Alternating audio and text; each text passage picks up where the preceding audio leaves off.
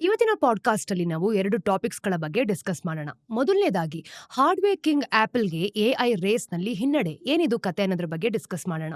ಇದಾದ್ಮೇಲೆ ಸಿಂಗಾಪುರ್ನಿಂದ ಬಂತು ಹೊಸ ಟ್ಯಾಕ್ಸ್ ರೂಲ್, ಅಂದ್ರೆ ಇಂಡಿಯಾ ಫೋಕಸ್ಡ್ ಇನ್ವೆಸ್ಟರ್ಸ್ಗಳ ಒಂದು ಸುಲಭದ ದಾರಿಗೆ ಬ್ರೇಕ್ ಬಿದ್ದಿದ್ಯಾ ಅನ್ನೋದ್ರ ಬಗ್ಗೆ ಚರ್ಚೆ ಮಾಡೋಣ. ಇವತ್ತು ಗುರುವಾರ 12 ಜೂನ್. ನಾನು ನಿಮ್ಮ ಹೋಸ್ಟ್ ಚಂದನಾ ಗೌಡ. ಬನ್ನಿ ಕಾರ್ಯಕ್ರಮವನ್ನು ಶುರು ಮಾಡೋಣ. ಇತ್ತೀಚೆಗೆ ಆಪಲ್ ತನ್ನ ಒಂದು ಫ್ಲಾಗ್ಶಿಪ್ ಡೆವಲಪರ್ಸ್ ಕಾನ್ಫರೆನ್ಸ್ ಇದೆಯಲ್ವಾ, ಅಂದ್ರೆ WWDC 2025 ಎಡಿಷನ್ ನ ಹೋಸ್ಟ್ ಮಾಡಿತ್ತು. ಪ್ರತಿ ವರ್ಷದ ಹಾಗೆ ಆಪಲ್ ಎಕೋಸಿಸ್ಟಮ್ ಡೆವಲಪರ್ಸ್ ಮತ್ತೆ ಅಭಿಮಾನಿಗಳು ಈ ಜನರೇಷನಲ್ ಕಂಪನಿ ಯಾವ ಅಪ್ಡೇಟ್ಸ್ ಅನ್ನ ರಿವೀಲ್ ಮಾಡುತ್ತೆ ಅಂತ ಹೊಸರು ಬಿಗ್ದಿಡ್ಕೊಂಡು ಯೋಚನೆ ಮಾಡ್ತಿದ್ರು. ದುಃಖದ ವಿಷಯ ಏನ್ ಗೊತ್ತಾ, ಅದು ನಿರೀಕ್ಷೆಗಿಂತ ಕಡಿಮೆ ಆಗಿತ್ತು ಬಿಡಿ. ಆಪಲ್ ತನ್ನ ಒಂದು ಯೂಸರ್ ಇಂಟರ್ಫರೆನ್ಸ್ ಏನಿರುತ್ತೆ ಅದನ್ನ ಲಿಕ್ವಿಡ್ ಗ್ಲಾಸ್ ಅನ್ನೋ ಒಂದು ಹೊಸ ಈ ರೀಡಿಸೈನ್ ಅನ್ನ ಪ್ರದರ್ಶಿಸಿತು. ಅದು iOS 26 ನ ಲಾಂಚ್ ಭಾಗ ಆಗಿತ್ತು ಕೂಡ. ಇದು ಕ್ಯಾಮ್ರಾ, ಐಫೋನ್ ಮತ್ತೆ ಮ್ಯೂಸಿಕ್ ಹಾಗೆ ಫೇಸ್ ಟೈಮ್ ತರದ ಆಪ್ಸ್ ಗಳನ್ನ ರಿವ್ಯಾಂಪ್ ಮಾಡ್ತಿತ್ತು.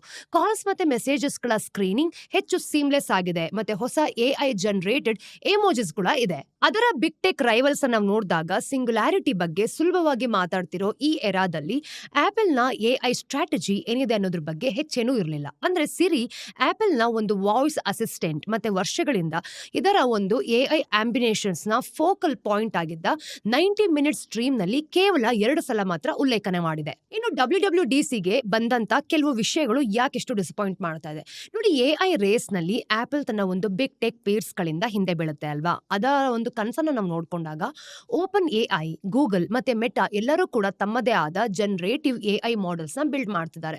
ಆದ್ರೆ ಆಪಲ್ ಇದಕ್ಕಿಂತ ನೀರಾಗಿದೆ ಅಂತ ಹೇಳ್ಬೋದು. ನೋಡಿ, ಇಲ್ಲಿ ನಡೀತಿರೋ ವಿಷಯಗಳನ್ನ ನಾವು ನೋಡಿದಾಗ ಹೊರಗಡೆ ನಡೆಯುವಂತ ವಿಷಯಗಳಿಗೆ ಬೇಕಾದಷ್ಟು ವ್ಯತ್ಯಾಸಗಳಿರುತ್ತೆ. ಪ್ರಪಂಚದ ಅತಿ ದೊಡ್ಡ ಮೋಸ್ಟ್ ಕಸ್ಟಮರ್ ಒಬ್ಸೆಸ್ಡ್ ಕಂಪನಿಗಳಲ್ಲಿ ಒಂದಾದ ಹಾಗೆ ಒಳಗೂ ಕೂಡ ನಿಜವಾಗ್ಲೂ ಏನ್ ನಡೀತಿದೆ ಅಂತ ಇಲ್ಲಿ ಗೊತ್ತಾಗುತ್ತೆ ನೋಡಿ. ಎಐ ನಲ್ಲಿ ಆಪಲ್ ನ ಇಂಟೆನ್ಷನ್ಸ್ ಮತ್ತೆ ಎಕ್ಸಿಕ್ಯೂಷನ್ಸ್ ಗಳು ನಾವು ಹೇಗೆ ಅರ್ಥ ಮಾಡ್ಕೊಳ್ಳೋದು? ಈ ಪ್ರಶ್ನೆಗಳಿಗೆ ಒಂದು ಪರ್ಸ್ಪೆಕ್ಟಿವ್ ಇದೆ. ಅಂದ್ರೆ ಆಪಲ್ ತನ್ನ ತತ್ವವನ್ನ ನೋಡ್ಕೊಳ್ಳೋದಾಗಿರ್ಬೋದು, ಮತ್ತೆ ಅದು ಕೂಡ ಎ ಅದರ ಒಂದು ಆರ್ಗನೈಸೇಷನ್ ಸ್ಟ್ರಕ್ಚರ್ಗೆ, ಒಂದು ಬಿ ಅದರ ಒಂದು ಇನೋವೇಷನ್ ಡೈರೆಕ್ಷನ್ಸ್ಗೆ, ಮತ್ತೆ ಸಿ ಇವೆರಡರ ನಡುವಿನ ಒಂದು ಓವರ್ ಲ್ಯಾಪ್ಗೆ ಹೇಗೆ ಸಂಬಂಧಪಟ್ಟಿದೆ ಅಂತ ನೋಡೋದು. ಬೇಸಿಕ್ಲಿ ತನ್ನ ಒಂದು ಬಿಗ್ ಟೆಕ್ ಪೀರ್ಸ್ ಗಳಲ್ಲಿ ತುಂಬಾ ಯುನೀಕ್ ಆಗಿರೋ ಆಪಲ್ ಕನ್ಸ್ಯೂಮರ್ ಟೆಕ್ನಾಲಜಿ ಎಕ್ಸಲೆನ್ಸ್ಗೆ ತುಂಬಾ ಪ್ರಯಾರಿಟಿಯನ್ನ ಕೊಡುತ್ತೆ. ಹಾಗೇನೆ ಎಲ್ಲ ಒಂದು ಫಂಕ್ಷನಲ್ ಎಕ್ಸ್ಪರ್ಟೈಸ್ ನಾವು ನೋಡಿದಾಗ ಐಫೋನ್, ಐಪ್ಯಾಡ್ ಮತ್ತೆ ಮ್ಯಾಕ್ ತರದ ಪ್ರೀಮಿಯಂ ಕನ್ಸ್ಯೂಮರ್ ಡಿವೈಸಸ್ ಇವೆಲ್ಲನೂ ಕೂಡ ಕ್ರಿಯೇಟ್ ಮಾಡೋ ಕಡೆಗೆ ಚಾನಲ್ ಮಾಡ್ತಾರೆ.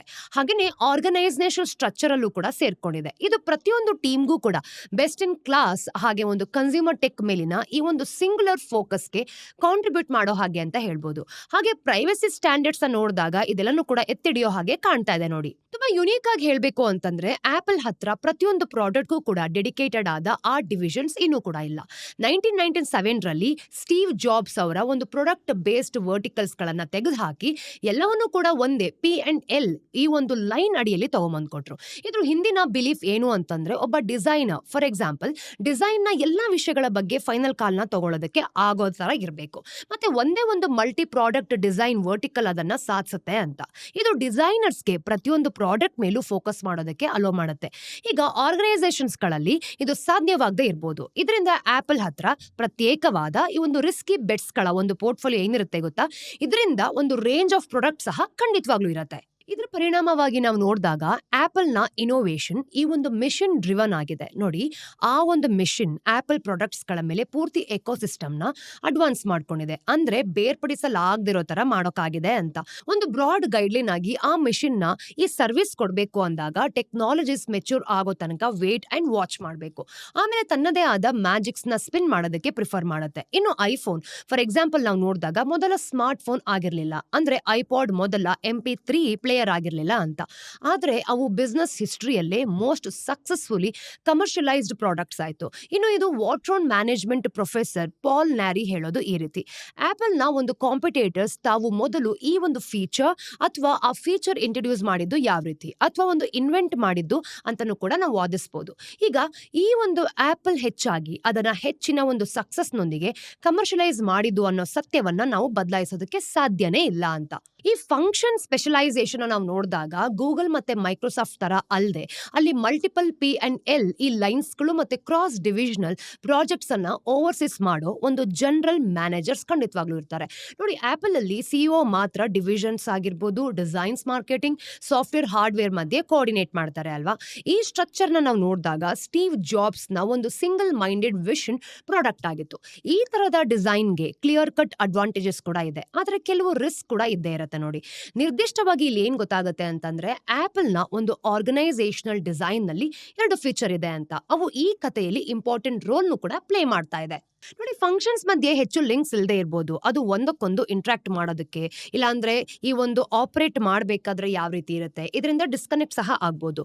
ನಾವು ಎಕ್ಸಾಂಪಲ್ ಅಲ್ಲಿ ನೋಡಿದಾಗ ಹಾರ್ಡ್ವೇರ್ ಮತ್ತೆ ಕಮ್ಯುನಿಕೇಶನ್ಸ್ ಈ ಒಂದು PR ಟೀಮ್ಸ್ಗೆ ಒಂದೇ ಪೇಜ್ ನಲ್ಲಿ ಇಲ್ಲದೆ ಇರ್ಬೋದು ಅಂತಾನು ಕೂಡ ಅನ್ಸತ್ತೆ. ನೋಡಿ, ಈ ಫಂಕ್ಷನ್ಸ್ ಒಂದಕ್ಕೊಂದು ಸುಲಭವಾಗಿ ಇಂಟ್ರಾಕ್ಟ್ ಮಾಡೋಕೆ ಕಾರಣ ಆಪಲ್ ಯಾವ ಪ್ರಾಡಕ್ಟ್ಸ್ ಮೇಲೆ ಲಾಂಚ್ ಮಾಡಬೇಕು ಅಥವಾ ಕ್ಲೋಸ್ ಮಾಡಬೇಕು ಅನ್ನೋದ್ರ ಮೇಲೆ ಒಂದ್ಸಲಿ ಡಿಸೈಡ್ ಮಾಡೋದು ಕಷ್ಟ ಆಗುತ್ತೆ. ಈ ಪ್ರಾಬ್ಲಮ್ಸ್ ನ ಸೈಡ್ ಸ್ಟೆಪ್ ಮಾಡೋ ಅತಿ ಸುಲಭವಾದ ದಾರಿ ಅಂತಂದ್ರೆ ಲೀಡರ್ಶಿಪ್ ಏನಿರುತ್ತೆ ಅಲ್ವಾ, ಅದನ್ನ ಮಿಷನ್ಸ್ ನ ಈ ಒಂದು ಯೂನಿಲ್ಯಾಟ್ರಲಿ ಡಿಸೈಡ್ ಮಾಡ್ಕೊಳ್ಳೋದು. ಹೀಗೆ ಪ್ರತಿಯೊಬ್ಬ ಲೀಡರ್ ಕೂಡ ಪ್ರಾಡಕ್ಟ್ಸ್ ಗಿಂತ ಹೆಚ್ಚಾಗಿ ತಮ್ಮ ಫಂಕ್ಷನ್ಸ್ ನ ಇಂಟ್ರೆಸ್ಟ್ ಗಳು ಏನಿರುತ್ತೆ ಅದನ್ನ ಫಸ್ಟ್ ರೆಪ್ರೆಸೆಂಟ್ ಮಾಡ್ತಾ ಹೋಗ್ತಾರೆ. ನೋಡಿ, 2011 ರಲ್ಲಿ ಆಪಲ್ ಮೊದಲ ಬಾರಿಗೆ ಸಿರಿಯನ್ನ ರಿಲೀಸ್ ಮಾಡ್ತು. ಸೊ ನಾವೆಲ್ಲ ಯೂಸ್ ಮಾಡೋರು ಏನ್ ಮಾಡ್ತಿದ್ವಿ, ಸಿರಿನ ತುಂಬಾ ಸ್ಪೆಷಲ್ ಆಗಿ ಟ್ರೀಟ್ ಮಾಡ್ತಿದ್ವಿ, ಯಾಕಂದ್ರೆ ಫಸ್ಟ್ ಟೈಮ್ ಸಿರಿ ಅನ್ನೋದು ಆಪಲ್ ಅಲ್ಲಿ ಬಂದಿದ್ದು. ಹಾಗೇನೆ ಆ ಟೈಮರ್ಸ್ ನ ಸೆಟ್ ಮಾಡೋದಕ್ಕೆ ನೀವು ಕೇಳಬೇಕಾದ ಒಂದು ವಾಯ್ಸ್ ಅಸಿಸ್ಟೆಂಟ್ ತರ ನಮಗೆ ಕಾಣ್ತಿತ್ತು ಅಲ್ವಾ. ಕಾಲಕ್ರಮೇಣ ನಾವು ನೋಡಿದಾಗ ಅದನ್ನ ಐಫೋನ್ ಯೂಸರ್ಸ್ಗೆ ಒಂದು ಸೆಕೆಂಡ್ ಬ್ರೈನ್ ಆಗಿ ಡೆವಲಪ್ಮೆಂಟ್ ಮಾಡಬೇಕಾಗಿತ್ತು. ಈ ಒಂದು ಐಡಿಯಾ ನಿಮ್ಗೆ ಅಸಿಸ್ಟ್ ಮಾಡೋದಷ್ಟೇ ಅಲ್ಲ, ನಿಮ್ ಜೊತೆ ಇಂಟೆಲಿಜೆಂಟ್ ಆಗಿ ಕೂಡ ಇಂಟ್ರಾಕ್ಟ್ ಮಾಡೋದಕ್ಕೆ ಒಂದು ಸೆಕೆಂಡ್ ಬ್ರೈನ್ ತರ ಇರುತ್ತೆ. ಈಗ ಚಾಟ್ GPT ತರ ಒಂದು LLMs ಗಳಿಂದ ತುಂಬಾನೇ ಕಾಮನ್ ಆಗಿದೆ ಅಲ್ವಾ. ಆದ್ರೆ ಆಪಲ್ಗೆ AI ಮತ್ತೆ ಸಿರಿ ಬಗ್ಗೆ ಆ ವಿಷನ್ ಜನರೇಟಿವ್ AI ಪಿಕ್ಚರ್ಗೆ ಬರೋಕೆ ತುಂಬಾನೇ ಮುಂಚೆ ಇತ್ತು. ಆದ್ರೆ 2018 ಹೊತ್ತಿಗೆ ಸಿರಿ ಮೊದಲು ಲಾಂಚ್ ಆಗಿದ್ರು ಕೂಡ ಅಮೆಜಾನ್ ಅಲೆಕ್ಸಾ ಮತ್ತೆ ಗೂಗಲ್ ಅಸಿಸ್ಟೆಂಟ್ ಸಿರಿಯ ಪರ್ಫಾರ್ಮೆನ್ಸ್ ನ ಓವರ್ಟೇಕ್ ಮಾಡ್ಬಿಟ್ರು. ಇದಕ್ಕೊಂದು ಕಾರಣ ಏನ್ ಗೊತ್ತಾ, ಆಪಲ್ ಹತ್ರ ಒಂದೇ AI ಟೀಮ್ ಇರಲಿಲ್ಲ. ಅದರ AI ಯೂನಿಟ್ಸ್ ಗಳನ್ನ ನಾವು ನೋಡಿದಾಗ ಈ ಒಂದು ಹಾರ್ಡ್ವೇರ್ ಮತ್ತೆ ಸಾಫ್ಟ್ವೇರ್ ಫಂಕ್ಷನ್ಸ್ ಗಳೆಲ್ಲ ತುಂಬಾ ಅಷ್ಟು ಚೆನ್ನಾಗಿ ಕೆಲಸ ಮಾಡ್ತಾನೆ ಇರಲಿಲ್ಲ. ಈ ಅರೇಂಜ್ಮೆಂಟ್ಸ್ ಅಡಿಯಲ್ಲಿ ಆಪಲ್ ನ ಮಷಿನ್ ಲರ್ನಿಂಗ್ ವರ್ಕ್ ಫೋರ್ಸ್ ಸಿರಿಯ ಒಂದು ಡೆವಲಪ್ಮೆಂಟ್ ಮೇಲೆ ಮಾಸಿವ್ ಆಗಿ ಇನ್ಫ್ಲುಯೆನ್ಸ್ ಕೂಡ ಮಾಡಕ್ಕಾಗ್ಲಿಲ್ಲ. ಕರ್ವ್ ನ ಹಿಂದೆ ಬೀಳಬಾರದು ಅಂತ ಖಚಿತಪಡಿಸ್ಕೊಳ್ಳೋದಕ್ಕೆ ಆಪಲ್ ಗೂಗಲ್ ನ ಶೆಫ್ ಆಫ್ AI ಜಾನ್ ಜಿನೆರಡಿಯಾ ಅಥವಾ JG ಅಂತ ಏನ್ ಕರಿತೀವಿ ಇವ್ರನ್ನ ಹೈಯರ್ ಮಾಡ್ತು. ಆ ಸಮಯದಲ್ಲಿ ಆಪಲ್ ಹತ್ರ AI ಟೀಮ್ಸ್ ಫಂಕ್ಷನ್ಸ್ ಗಳೆಲ್ಲ ಏನಿತ್ತು ಹಾಳಾಗೋಗಿದ್ವು. ಆದ್ರೆ ನಾವು JG ಯ ಲೀಡರ್ಶಿಪ್ ಅಡಿಯಲ್ಲಿ ನೋಡಿದಾಗ ಈ ಟೀಮ್ಸ್ ಗಳೆಲ್ಲನೂ ಕೂಡ ಆಪಲ್ ನ ಒಂದು ಮಿಷನ್ ಡ್ರೈವನ್ ಈ ಒಂದು ಆರ್ಗನೈಸೇಷನ್ ಚಾರ್ಟ್ ನಲ್ಲಿ ಒಂದೇ ಸ್ಟ್ಯಾಂಡ್ ಅಲೋನ್ AI ವರ್ಟಿಕಲ್ ಆಗಿ ಕಂಬೈನ್ ಮಾಡಲಾಯಿತು. ಇನ್ನು JG ಯ ಎಂಟ್ರಿ ಆಪಲ್ ನ ಒಂದು AI ಸಾಫ್ಟ್ವೇರ್ ಮತ್ತೆ ಸಿರಿ ಟೀಮ್ಸ್ ಮಧ್ಯೆ LLMs ಇನ್ವೆಸ್ಟ್ಮೆಂಟ್ಸ್ ಹಾಗೆ ಒಂದು AI ರಿಸೋರ್ಸ್ ಅಲೋಕೇಶನ್ಸ್ ಬಗ್ಗೆನೂ ಕೂಡ ಸಖತ್ತು ಟೆನ್ಷನ್ಸ್ ಅನ್ನ ಹುಟ್ಟುಹಾಕ್ತು ಗೊತ್ತಾ. ಈ ಒಂದು ಸಾಫ್ಟ್ವೇರ್ ಹೆಡ್ ಕ್ರ್ಯಾಗ್ ಫೆಡ್ರಾಗಿ ಈ ಒಂದು ಮೇಜರ್ AI ಇನ್ವೆಸ್ಟ್ಮೆಂಟ್ಸ್ ಗಳ ಬಗ್ಗೆ ಸ್ಪಷ್ಟವಾಗಿ ಸ್ಕೆಪ್ಟಿಕಲ್ ಆಗಿದ್ರು ಕೂಡ, ಅಂದ್ರೆ ಸಖತ್ ಡೌಟ್ ಬರ್ತಿತ್ತು ಅಂತ. ಹಾಗೆ ಸಿರಿಯ ಒಂದು ಸೀನಿಯರ್ ಡೈರೆಕ್ಟರ್ ರಾಬಿ ವಾಕರ್ ಅದನ್ನ AI ನ ಕೋರ್ ಆಗಿಟ್ಕೊಂಡು ರೀಇನ್ವೆಂಟ್ ಮಾಡೋ ಬದಲು ಈ ಒಂದು ಇನ್ಕ್ರಿಮೆಂಟಲ್ ಇಂಪ್ರೂವ್ಮೆಂಟ್ಸ್ ನ ಮಾಡೋದ್ರಲ್ಲೇ ಫೋಕಸ್ ಮಾಡ್ತಿದ್ರು. ಸಿರಿ ನಿಧಾನವಾಗಿ ಡೈನಮಿಕ್ ಕಾಂಟೆಕ್ಚುಯಲ್ ರೆಸ್ಪಾನ್ಸ್ ಕೊಡೋದ್ರಲ್ಲಿ ತನ್ನ ಒಂದು ಕಾಂಪಿಟೇಟರ್ಸ್ ಗಿಂತ ಹಿಂದೆ ಬೀಳೋದಕ್ಕೆ ಶುರುವಾಯಿತು. ನಿಜ ಹೇಳ್ಬೇಕು ಅಂತಂದ್ರೆ ಆಪಲ್ ನ ಒಂದು AI ML ಡಿವಿಷನ್ಸ್ ನಾವು ನೋಡಿದಾಗ ಅವರ ಲೀಡರ್ಶಿಪ್ ನ AI ಸ್ಟ್ರಾಟಜಿ ಬಗ್ಗೆ ಇದ್ದ ಒಂದು ಕಾನ್ಸ್ಟೆಂಟ್ ಇನ್ಡಿಸಿಷನ್ಸ್ ಇಂದಾಗಿನೇ ನಾವು ಸರ್ಕ್ಯಾಸ್ಟಿಕ್ಲಿ ನೋಡ್ತಿದೀವಿ ಅಂದ್ರೂ ಕೂಡ AI MLನೆಸ್ ಅಂತ ಕರೆಯಲಾಗುತ್ತೆ. ನೋಡಿ, ಸಿರಿಯಾ ಡೆವಲಪ್ಮೆಂಟ್ ಹೆಚ್ಚಾಗಿ ನಾವು ನೋಡಿದಾಗ ಇದರ ವಿಷನ್ ಇಲ್ಲದೆ ಬೇರೆ ಬೇರೆ ಟೀಮ್ಸ್ ಗಳಿಗೆ ಪಾಸ್ ಆಗ್ತಿತ್ತು ಕೂಡ. ಅಂದ್ರೆ ಆಪಲ್ ಫೀಲ್ಡ್ ನಲ್ಲಿ ಪ್ರಪಂಚದ ಒಂದು ಸ್ಮಾರ್ಟೆಸ್ಟ್ ಹಾಗೂ ಮೋಸ್ಟ್ ಅಕಂಪ್ಲಿಷ್ಡ್ ಮೈಂಡ್ಸ್ ಗಳನ್ನ ಎಂಪ್ಲಾಯ್ ಮಾಡ್ತಿದ್ರು ಸಹ. ಹೀಗೇನೆ 2022 ನಾವು ನೋಡಿದಾಗ ಚಾಟ್ GPT ರಂಗ ಪ್ರವೇಶ ಮಾಡ್ತು ಅಲ್ವಾ. ಅಂದ್ರೆ ಆಪಲ್ಗೆ ದೊಡ್ಡ ಶಾಕ್ ಆಯ್ತು. ಇನ್ನು ಚಾಟ್ GPT ಯ ಸಕ್ಸಸ್ ನೋಡಿದ್ಮೇಲೆ ಆಪಲ್ ಹಲವಾರು ಪ್ರಾಜೆಕ್ಟ್ಸ್ ಗಳು ತಮ್ಮ ಒಂದು secret self driving car projects ತರ ಆಗಿದ್ದನ್ನ ಕೈ ಬಿಟ್ಕೊಂಡು ತನ್ನ ಒಂದು ರಿಸೋರ್ಸಸ್ ನ ಈ ಒಂದು ಆಪಲ್ ಇಂಟೆಲಿಜೆನ್ಸ್ ಬಿಲ್ಡ್ ಮಾಡೋದ್ರ ಕಡೆಗೆ ಶಿಫ್ಟ್ ಮಾಡ್ತು. ನೋಡಿ, ದುಃಖದ ವಿಷಯ ಏನ್ ಗೊತ್ತಾ, ಆಪಲ್ ನ ಒಂದು internal gen AI models open AI ಅಥವಾ ಗೂಗಲ್ ನ ಒಂದು ಮಾಡೆಲ್ಗಳಷ್ಟು ಚೆನ್ನಾಗಿ ಪರ್ಫಾರ್ಮ್ ಮಾಡಲಿಲ್ಲ. ಆದ್ರೆ ಇಂಜಿನಿಯರ್ಸ್ಗೆ ಫೈನಲ್ ಪ್ರಾಡಕ್ಟ್ಸ್ ಅಲ್ಲಿ ಕಾಂಪಿಟೇಟರ್ಸ್ ಮಾಡೆಲ್ಸ್ ಯಾರಿರ್ತಾರೆ ಅವರು ಕಾಂಪೊನೆಂಟ್ ನ ಬಳಸೋದಕ್ಕೆ ಇನ್ನೂ ಕೂಡ ಬ್ಯಾನ್ ಮಾಡಲಾಗ್ತಿತ್ತು. ಇನ್ನು ಎಮರ್ಜೆನ್ಸಿ ಫ್ಯಾಕ್ಟರ್ ಅಲ್ಲಿ ನಾವು ನೋಡಿದಾಗ ಸಿರಿ ಆಪಲ್ ಇಂಟೆಲಿಜೆನ್ಸ್ ಗೆ ಫೋಕಲ್ ಪಾಯಿಂಟ್ ಆಯ್ತು. ಅಂದ್ರೆ ಅದರ ಲೀಡರ್ಸ್ ಜನರೇಟಿವ್ AI ನ ಒಂದು ಸಿರಿ ಜೊತೆ ಬೇಗನೆ ಮತ್ತೆ ಸಕ್ಸಸ್ಫುಲ್ ಆಗಿ ಇಂಟಿಗ್ರೇಟ್ ಮಾಡಬಹುದು ಅಂತ ನಂಬಿದ್ರು. ಆ ಅಪ್ರೋಚ್ ನಿಜವಾಗ್ಲೂ ಕೂಡ ಫ್ರೀಕ್ವೆಂಟ್ ಬಗ್ಸ್ ಗಳಿಗೆ ಕಾರಣ ಆಯ್ತು. ನೋಡಿ, ಓಪನ್ ಎಐ ತರದ ಒಂದು ರೈವಲ್ಸ್ ಇಂತಹ ಇಶ್ಯೂಗಳನ್ನ ಎಂದಿಗೂ ಕೂಡ ಫೇಸ್ ಮಾಡಬೇಕಾಗಿಲ್ಲ.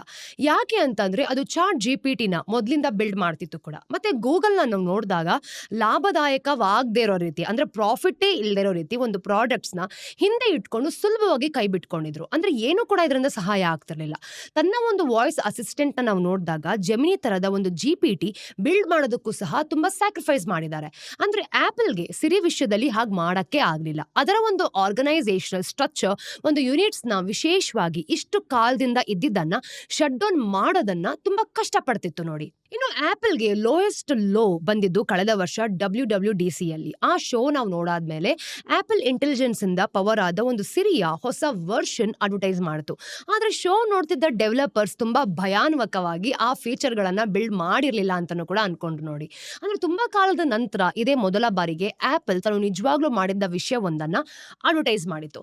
ಅದಾದ ಕೆಲವು ತಿಂಗಳುಗಳ ನಂತರ ಐಫೋನ್ 16 ರಿಲೀಸ್ ಆದಾಗ ಆಪಲ್ ಓವರ್ ಪ್ರಾಮಿಸ್ ಮಾಡಿ ಸಿಗ್ನಿಫಿಕೆಂಟ್ಲಿ ಅಂದ್ರೆ ಅಂಡರ್ ಡೆಲಿವರ್ ಮಾಡಿದೆ ಅನ್ನೋದನ್ನ ಕನ್ಸ್ಯೂಮರ್ಸ್ ಎಲ್ಲಾನು ಕೂಡ ಜೋಕ್ ಮಾಡಕ್ಕೆ ಶುರು ಮಾಡಿದ್ರು.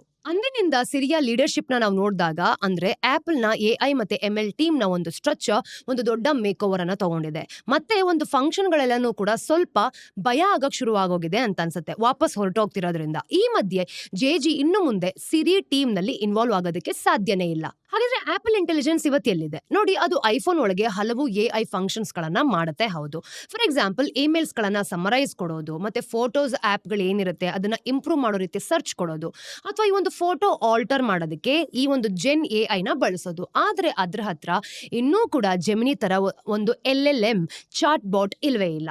ಅಷ್ಟು ಮಾತ್ರ ಅಲ್ಲ, ಆನ್ ಡಿವೈಸ್ ಎಐ ಮಾಡೆಲ್ ಕೇವಲ ಒಂದು 3 ಬಿಲಿಯನ್ ಪ್ಯಾರಾಮೀಟರ್ಸ್ ಅಲ್ಲಿ ಆಪರೇಟ್ ಆಗುತ್ತೆ ಅಲ್ವಾ. ಇನ್ನು ಓಪನ್ ಎಐ ನ ನಾವು ನೋಡಿದಾಗ 100 ಬಿಲಿಯನ್ಸ್ಗೆ ಹೋಲಿಸಿದ್ರೆ ಇದು ಏನೇನೂ ಅಲ್ಲ. ಇನ್ನು ಆಪಲ್ ನ ಎಐ ಸ್ಟ್ರಾಟಜಿ ಒಂದು ಕಾಲದಲ್ಲಿ ತುಂಬಾ ರೆಸ್ಪೆಕ್ಟ್ ಕೊಡೋ ರೀತಿ ಇತ್ತು. ಅಂದ್ರೆ ಐಫೋನ್ ಯೂಸರ್ ಎಕ್ಸ್ಪೀರಿಯನ್ಸ್ ನಾವು ನೋಡಿದಾಗ ತುಂಬಾ ನೆಗೆಟಿವ್ಲಿ ಅಫೆಕ್ಟ್ ಕೂಡ ಮಾಡ್ತಾ ಇದೆ. ಇನ್ನು ಟ್ರೇಡ್ ಜರ್ನಲ್ ಈ ಒಂದು ಸೆಲ್ ನ ಸರ್ವೆ ಒಂದ್ರ ಪ್ರಕಾರ 73% ಆಪಲ್ ಯೂಸರ್ಸ್ ಈ ಒಂದು ಫೀಚರ್ ತಮ್ಮ ಒಂದು ಎಕ್ಸ್ಪೀರಿಯನ್ಸ್ಗೆ ಸ್ವಲ್ಪನೂ ಕೂಡ ವ್ಯಾಲ್ಯೂ ತೋರಿಸ್ತಿಲ್ಲ ಅಂತ ಯೋಚನೆ ಮಾಡಿರೋದು. ಇದು ಬೇರೆ ಸ್ಮಾರ್ಟ್ ಫೋನ್ ಮ್ಯಾನುಫ್ಯಾಕ್ಚರರ್ಸ್ ಜೊತೆ ಅದಕ್ಕೆ ಕಾಮನ್ ಆಗಿರೋ ವಿಷಯ ಅಂತ ಗೊತ್ತಾಗುತ್ತೆ. ಅದೇ ಸರ್ವೆಯಲ್ಲಿ ನಾವು ನೋಡಿದಾಗ ಎಐಗೆ ಪೇ ಮಾಡೋದಕ್ಕೆ ಯೂಸರ್ಸ್ ಕಡೆಯಿಂದ ಅಂದ್ರೆ ತುಂಬಾ ಹಿಂದೆ ಹೋಗ್ತಿರೋ ತರನು ಅನ್ಸುತ್ತೆ ನೋಡಿ. ಅಂದ್ರೆ ಆಪಲ್ ಗಲ್ಲ, ಸ್ಯಾಮ್ಸಂಗ್ ತರದ ಬೇರೆ ಹ್ಯಾಂಡ್ಸೆಟ್ ಪ್ರೊವೈಡರ್ಸ್ಗೂ ಕೂಡ ಇದೇ ಅನ್ವಯ ಆಗುತ್ತೆ. ಸಿಚುವೇಶನ್ ಅಷ್ಟೊಂದೇನು ಪ್ರಾಮಿಸ್ ಆಗಿ ಕಾಣ್ತಾ ಇಲ್ಲ. ಅಂದ್ರೆ ಆಪಲ್ ಒಂದು ಫಂಡಮೆಂಟಲ್ ಕ್ವಶನ್ಸ್ ನ ಎದುರಿಸಬೇಕಾಗಿದೆ. ಇನ್ನು ಎಐ ಅಲೆ ಮೇಲೆ ನಾವು ನೋಡಿದಾಗ ಇದ್ರ ಜೊತೆ ಹೋಗೋದು ಎಲ್ಲೋ ಒಂದ್ ಕಡೆ ಕಾಂಪಿಟೇಷನ್ ಶುರು ಮಾಡಬಹುದು. ಈ ಒಂದು LLM ಬಿಲ್ಡ್ ಮಾಡ್ತಿರೋ ಅವಶ್ಯಕತೆನ ನಾವು ನೋಡಿದಾಗ ಅಥವಾ ಸ್ಯಾಮ್ಸಂಗ್ ಹತ್ರ ಈ ರೈವಲ್ ಆಗುವಂತಹ LLM ಕೆಪಾಬಿಲಿಟೀಸ್ ಇನ್ನೂ ಇಲ್ಲದೇ ಇದ್ರೂ ಕೂಡ ಅವ್ರು 2024ರಲ್ಲೇ ತಮ್ಮ ಒಂದು ಸ್ಮಾರ್ಟ್ ಫೋನ್ಸ್ ನ ಚಾಟ್ ಜಿಪಿಟಿ ಮತ್ತೆ ಜೆಮಿನಿ ಜೊತೆ ಇಂಟಿಗ್ರೇಷನ್ಸ್ಗೆ ತುಂಬಾ ಸಹಾಯ ಮಾಡೋ ರೀತಿ ಇದೆ. ಇನ್ನು ಆಪಲ್ ಕೂಡ ಇದನ್ನೇ ಫಾಲೋ ಮಾಡೋದಕ್ಕೂ ಶುರು ಮಾಡ್ಕೊಂಡಿದೆ ನೋಡಿ. ಅದು ಐಫೋನ್ ಜೊತೆ ಚಾಟ್ ಜಿಪಿಟಿ ಇಂಟಿಗ್ರೇಷನ್ಸ್ ನ ಅಲೋ ಮಾಡುತ್ತೆ, ಮತ್ತೆ ಜೆಮಿನಿನ ಬಳಸೋದಕ್ಕೆ ಎಲ್ಲೋ ಒಂದ್ ಕಡೆ ಕನ್ಸಿಡರ್ ಮಾಡುತ್ತೆ ಅಂತಾನೂ ಅನ್ಸ್ಬೋದು. ಈ ವರ್ಷದ ಆರಂಭದಲ್ಲಿ ನಾವು ನೋಡಿದಾಗ ಚೈನೀಸ್ ಮಾರ್ಕೆಟ್ ಅಲ್ಲಿ ಈ ಒಂದು ಆಲಿಬಾಬಾ ತನ್ನ ಒಂದು ಎಐ ಪಾರ್ಟ್ನರ್ ಆಗಿ ಚೂಸ್ ಮಾಡ್ತಿತ್ತು. ಆದ್ರೆ ಆ ಡೀಲ್ ಕೊನೆಗೆ ಮುರಿದೋಯ್ತು ಬಿಡಿ. ಆಪಲ್ ನ ದೊಡ್ಡ ಎಐ ಬೆಟ್ ಅಂತಂದ್ರೆ AR/VR ಟೆಕ್ನಾಲಜಿ ಮೇಲೆ ಇದೆ ಅನ್ಸುತ್ತೆ ನೋಡಿ. ಅದೊಂದು ಎಕ್ಸೈಟಿಂಗ್ ನ್ಯೂ ಟೆಕ್ನಾಲಜಿಯ ಅರ್ಲಿ ಸ್ಟೇಜ್ ನಲ್ಲಿ ಇದೆ ಅಂತ ನಂಬತ್ತೆ.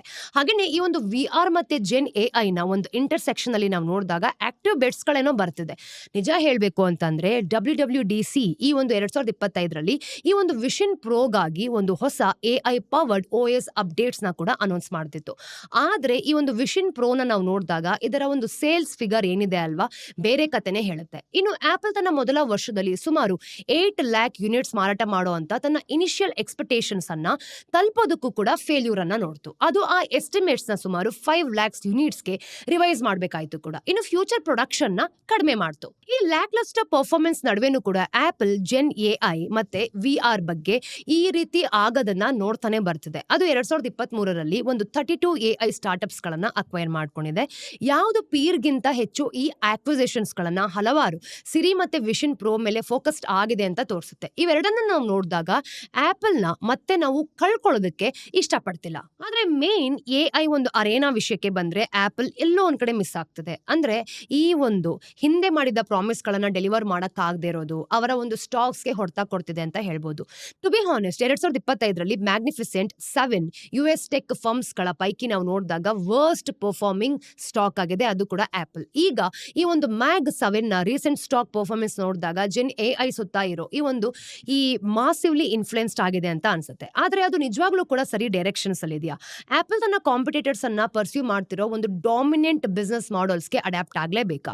ಅವು ನಿಜವಾಗ್ಲೂ ನಾವು ನೋಡಿದಾಗ ಒಳ್ಳೆ ಬಿಸ್ನೆಸ್ ಅನ್ಸತ್ತಾ? ಇನ್ನು ಆಪಲ್ ಕನ್ಸ್ಯೂಮರ್ಸ್ ಈ ಒಂದು ಹಾರ್ಡ್ವೇರ್ ನ ನೋಡಿದಾಗ ತಮ್ಮ ಒಂದು ರೂಟ್ಸ್ ಗಳಿಂದ ಹೊರಗೆ ಬರೋದಕ್ಕೆ ದಾರಿ ಇದೆಯಾ? ಇಲ್ಲ ಆಪಲ್ಗೆ ಒಂದು ಸಿಲ್ವರ್ ಲೈನಿಂಗ್ ಏನಾದ್ರೂ ಇದ್ರೆ ಅದು ಬೇರೆ ಕಾಂಪಿಟೇಟರ್ಸ್ ಹತ್ರನೂ ಕೂಡ ತಮ್ಮ ಒಂದು ಬಿಸ್ನೆಸ್ ಮಾಡೆಲ್ಸ್ ಬಗ್ಗೆ ಕ್ಲಿಯರ್ ಆನ್ಸರ್ಸ್ ಇಲ್ಲ ಅನ್ನೋದು ಇಲ್ಲಿ ತೋರ್ಸತ್ತೆ. ಜೆನ್ ಐ ಅಲ್ಲಿ ಇನ್ವೆಸ್ಟ್ ಮಾಡೋ ತುಂಬಾನೇ ಎಕ್ಸ್ಪೆನ್ಸಿವ್ ಆದ ಅಫೇರ್ ಅಂತ ಇದು ಗೊತ್ತಾಗುತ್ತೆ ನೋಡಿ. ಈ ವರ್ಷದ ಆರಂಭದಲ್ಲಿ ಗೂಗಲ್ $75 ಬಿಲಿಯನ್ ಎಐ ಇನ್ವೆಸ್ಟ್ಮೆಂಟ್ಸ್ ಅನ್ನ ರೋಲ್ ಔಟ್ ಮಾಡಿ ಅನೌನ್ಸ್ ಮಾಡ್ತು. ಇನ್ನು ಮೈಕ್ರೋಸಾಫ್ಟ್ ಈ ಒಂದು ಎಐ ಎನಾಬಲ್ಡ್ ಡೇಟಾ ಸೆಂಟರ್ಸ್ ಗಳಿಗಾಗಿ $80 ಬಿಲಿಯನ್ ಕಾಪ್ಸ್ ಅನ್ನ ರಿಸರ್ವ್ ಮಾಡ್ಕೊಂಡಿದೆ. ಹಾಗೇನೆ ಓಪನ್ ಎಐ ಅಲ್ಲಿ ನೋಡಿದಾಗ ಕನಿಷ್ಠ $1 ಬಿಲಿಯನ್ ಕೂಡ ಈ ಒಂದು ಸ್ಟೇಕ್ ಅನ್ನ ಕೊಡಲಾಗ್ತದೆ. ದುಃಖದ ವಿಷಯ ಏನ್ ಗೊತ್ತಾ? ಪ್ರಾಫಿಟ್ಸ್ ಇನ್ನೂ ಕೂಡ ಕಾಣಿಸ್ಕೊಂಡಿಲ್ಲ. ಮೈಕ್ರೋಸಾಫ್ಟ್ ನ ಒಂದು ಜಿಟ್ ಹಬ್ ಕೋ ಪೈಲಟ್ ಪ್ರತಿ ಯೂಸರ್ಗೆ ತಿಂಗಳಿಗೆ $20 ಅನ್ನ ಕೊಡ್ತಾ ಇದೆ. ಈ ಮಧ್ಯೆ 2024 ಅಲ್ಲಿ $4 ಬಿಲಿಯನ್ ಇಂಪ್ರೆಸಿವ್ ರೆವಿನ್ಯೂ ಮಾಡಿತ್ತು. ಆದ್ರೆ ಓಪನ್ ಎಐ ಆ ವರ್ಷ $5 ಬಿಲಿಯನ್ ಲಾಸ್ ಅನ್ನ ಮಾಡ್ಕೊಳ್ತು. ಮತ್ತೆ ಅದು ಮುಂದುವರಿಯುತ್ತೆ ಅಂತಾನೂ ಅನ್ಸುತ್ತೆ. ಆದ್ರೆ ಲಾಸಸ್ ಮುಂದಿನ ವರ್ಷ ನಾವು ನೋಡಿದಾಗ $14 ಬಿಲಿಯನ್ ತಲುಪುವಂತ ಅಂದಾಜ್ ಕೂಡ ಇದೆ. ಇನ್ನು ಜರ್ನಲಿಸ್ಟ್ ಎಡ್ ಜಿಟ್ರನ್ ಪ್ರಕಾರ ಓಪನ್ ಎಐ ತಾನು ಗಳಿಸೋ ಪ್ರತಿ ಡಾಲರ್ಸ್ಗೆ 2.25 ಈ ಒಂದು ಡಾಲರ್ಸ್ ಖರ್ಚು ಮಾಡತ್ತಂತೆ. ಈ ಎಲ್ಲಾ ಕಂಪನಿಗಳು ಕೂಡ ಜೆನ್ ಎಐಗೆ ಮಾಸಿವ್ ಸಮ್ಸ್ ಫನ್ನಲಿಂಗ್ ಮಾಡ್ತಾ ಇದೆ. ಆದ್ರೆ ಒಂದು ಪೊಟೆನ್ಷಿಯಲ್ ರಿಟರ್ನ್ಸ್ ಬಗ್ಗೆ ಇನ್ನೂ ಕೂಡ ಯಾವುದೇ ರೀತಿಯಾದ ಒಂದು ಕರೆಕ್ಟ್ ಆದ ಇನ್ಫಾರ್ಮೇಶನ್ ಇಲ್ಲ ನೋಡಿ. ಗೋಲ್ಡ್ಮನ್ ಸ್ಯಾಕ್ಸ್ ನ ಹೆಡ್ ಆಫ್ ಈಕ್ವಿಟಿ ಆದ ಜಿಮ್ ಕೆವಾಲೋ ತನ್ನ ಎಐ ನ ಲಾರ್ಜ್ ಕೆಪೆಕ್ಸ್ ನೀಡ್ಸ್ ಬಗ್ಗೆ ತನ್ನ ಒಂದು ಡೌಟ್ಫುಲ್ ಆದ ವಿಷಯನ ಹೇಳಿದ್ದಾರೆ. ಎಐಗೆ $100 ಬಿಲಿಯನ್ ಸುರಿಯಲಾಗ್ತಾ ಇದೆ, ಆದ್ರೆ ಅದು ಸಾಲ್ವ್ ಮಾಡಬಹುದಾದ $100 ಬಿಲಿಯನ್ ಪ್ರಾಬ್ಲಮ್ ನಿಜವಾಗ್ಲೂ ಇದೆಯಾ? ಒಂದ್ ರೀತಿಯಲ್ಲಿ ಆಪಲ್ಗೆ ತನ್ನ ಒಂದು ಬಿಗ್ ಟೆಕ್ ಈ ಒಂದು ಪೀರ್ಸ್ ಗಳನ್ನ ನೋಡಿದಾಗ ಒಂದು ಕೀ ಅಡ್ವಾಂಟೇಜ್ ಇರಬಹುದು. ಅದ್ರ ಹತ್ರ ಪ್ರಪಂಚದ ಮೋಸ್ಟ್ ಪ್ರಾಫಿಟಬಲ್ ಮತ್ತೆ ಲಾಯಲ್ ಕನ್ಸ್ಯೂಮರ್ ಬೇಸ್ ಗಳಲ್ಲಿ ಒಂದಿದೆ. ಹೌದು, ಅದ್ರ ಹತ್ರ ನಾವು ನೋಡಿದಾಗ ವರ್ಲ್ಡ್ ಕ್ಲಾಸ್ ಹಾರ್ಡ್ವೇರ್ ಕೂಡ ಇದೆ. ಅದು ತನ್ನ ಒಂದು ಬಿಗ್ ಟೆಕ್ ರೈವಲ್ಸ್ ಗಳನ್ನ ತುಂಬಾನೇ ಹಿಂದೆ ಹಾಕತ್ತೆ. ಅದಕ್ಕೆ ಕನ್ಸ್ಯೂಮರ್ ಹಾರ್ಡ್ವೇರ್ಸ್ ನ ಕಮರ್ಷಿಯಲೈಸ್ ಮಾಡುವಂತಹ ಎಕ್ಸ್ಪೀರಿಯನ್ಸ್ ಕೂಡ ಇದೆ. ಇದು ಜೆನ್ ಎಐಗೆ ಲಾಂಗ್ ಟರ್ಮ್ ಮಾನಿಟೈಸಬಲ್ ಆಗುವಂತಹ ಯೂಸ್ ಕೇಸ್ ಕ್ರಿಯೇಟ್ ಮಾಡೋದ್ರಲ್ಲಿ ತುಂಬಾ ವ್ಯಾಲ್ಯೂ ಇಲ್ದಿರೋ ರೀತಿನೂ ಅನ್ಸುತ್ತೆ. ಇದಕ್ಕೆ ಅತಿ ದೊಡ್ಡ ಎಕ್ಸಾಂಪಲ್ ಸಿರಿ ತಾನೆ. ಮೊದಲು ಗೌರ್ಮೆಂಟ್ ಫಂಡೆಡ್ ಟೆಕ್ನಾಲಜಿ ಕಂಪನಿ ಆಗಿತ್ತು. ಅದು ಆಪಲ್ ಪ್ರಾಡಕ್ಟ್ಸ್ ನ ವಾಯ್ಸ್ ಆದಾಗ ಮಾತ್ರ ಕಮರ್ಷಿಯಲಿ ವಯಾಬಲ್ ಆಯಿತು.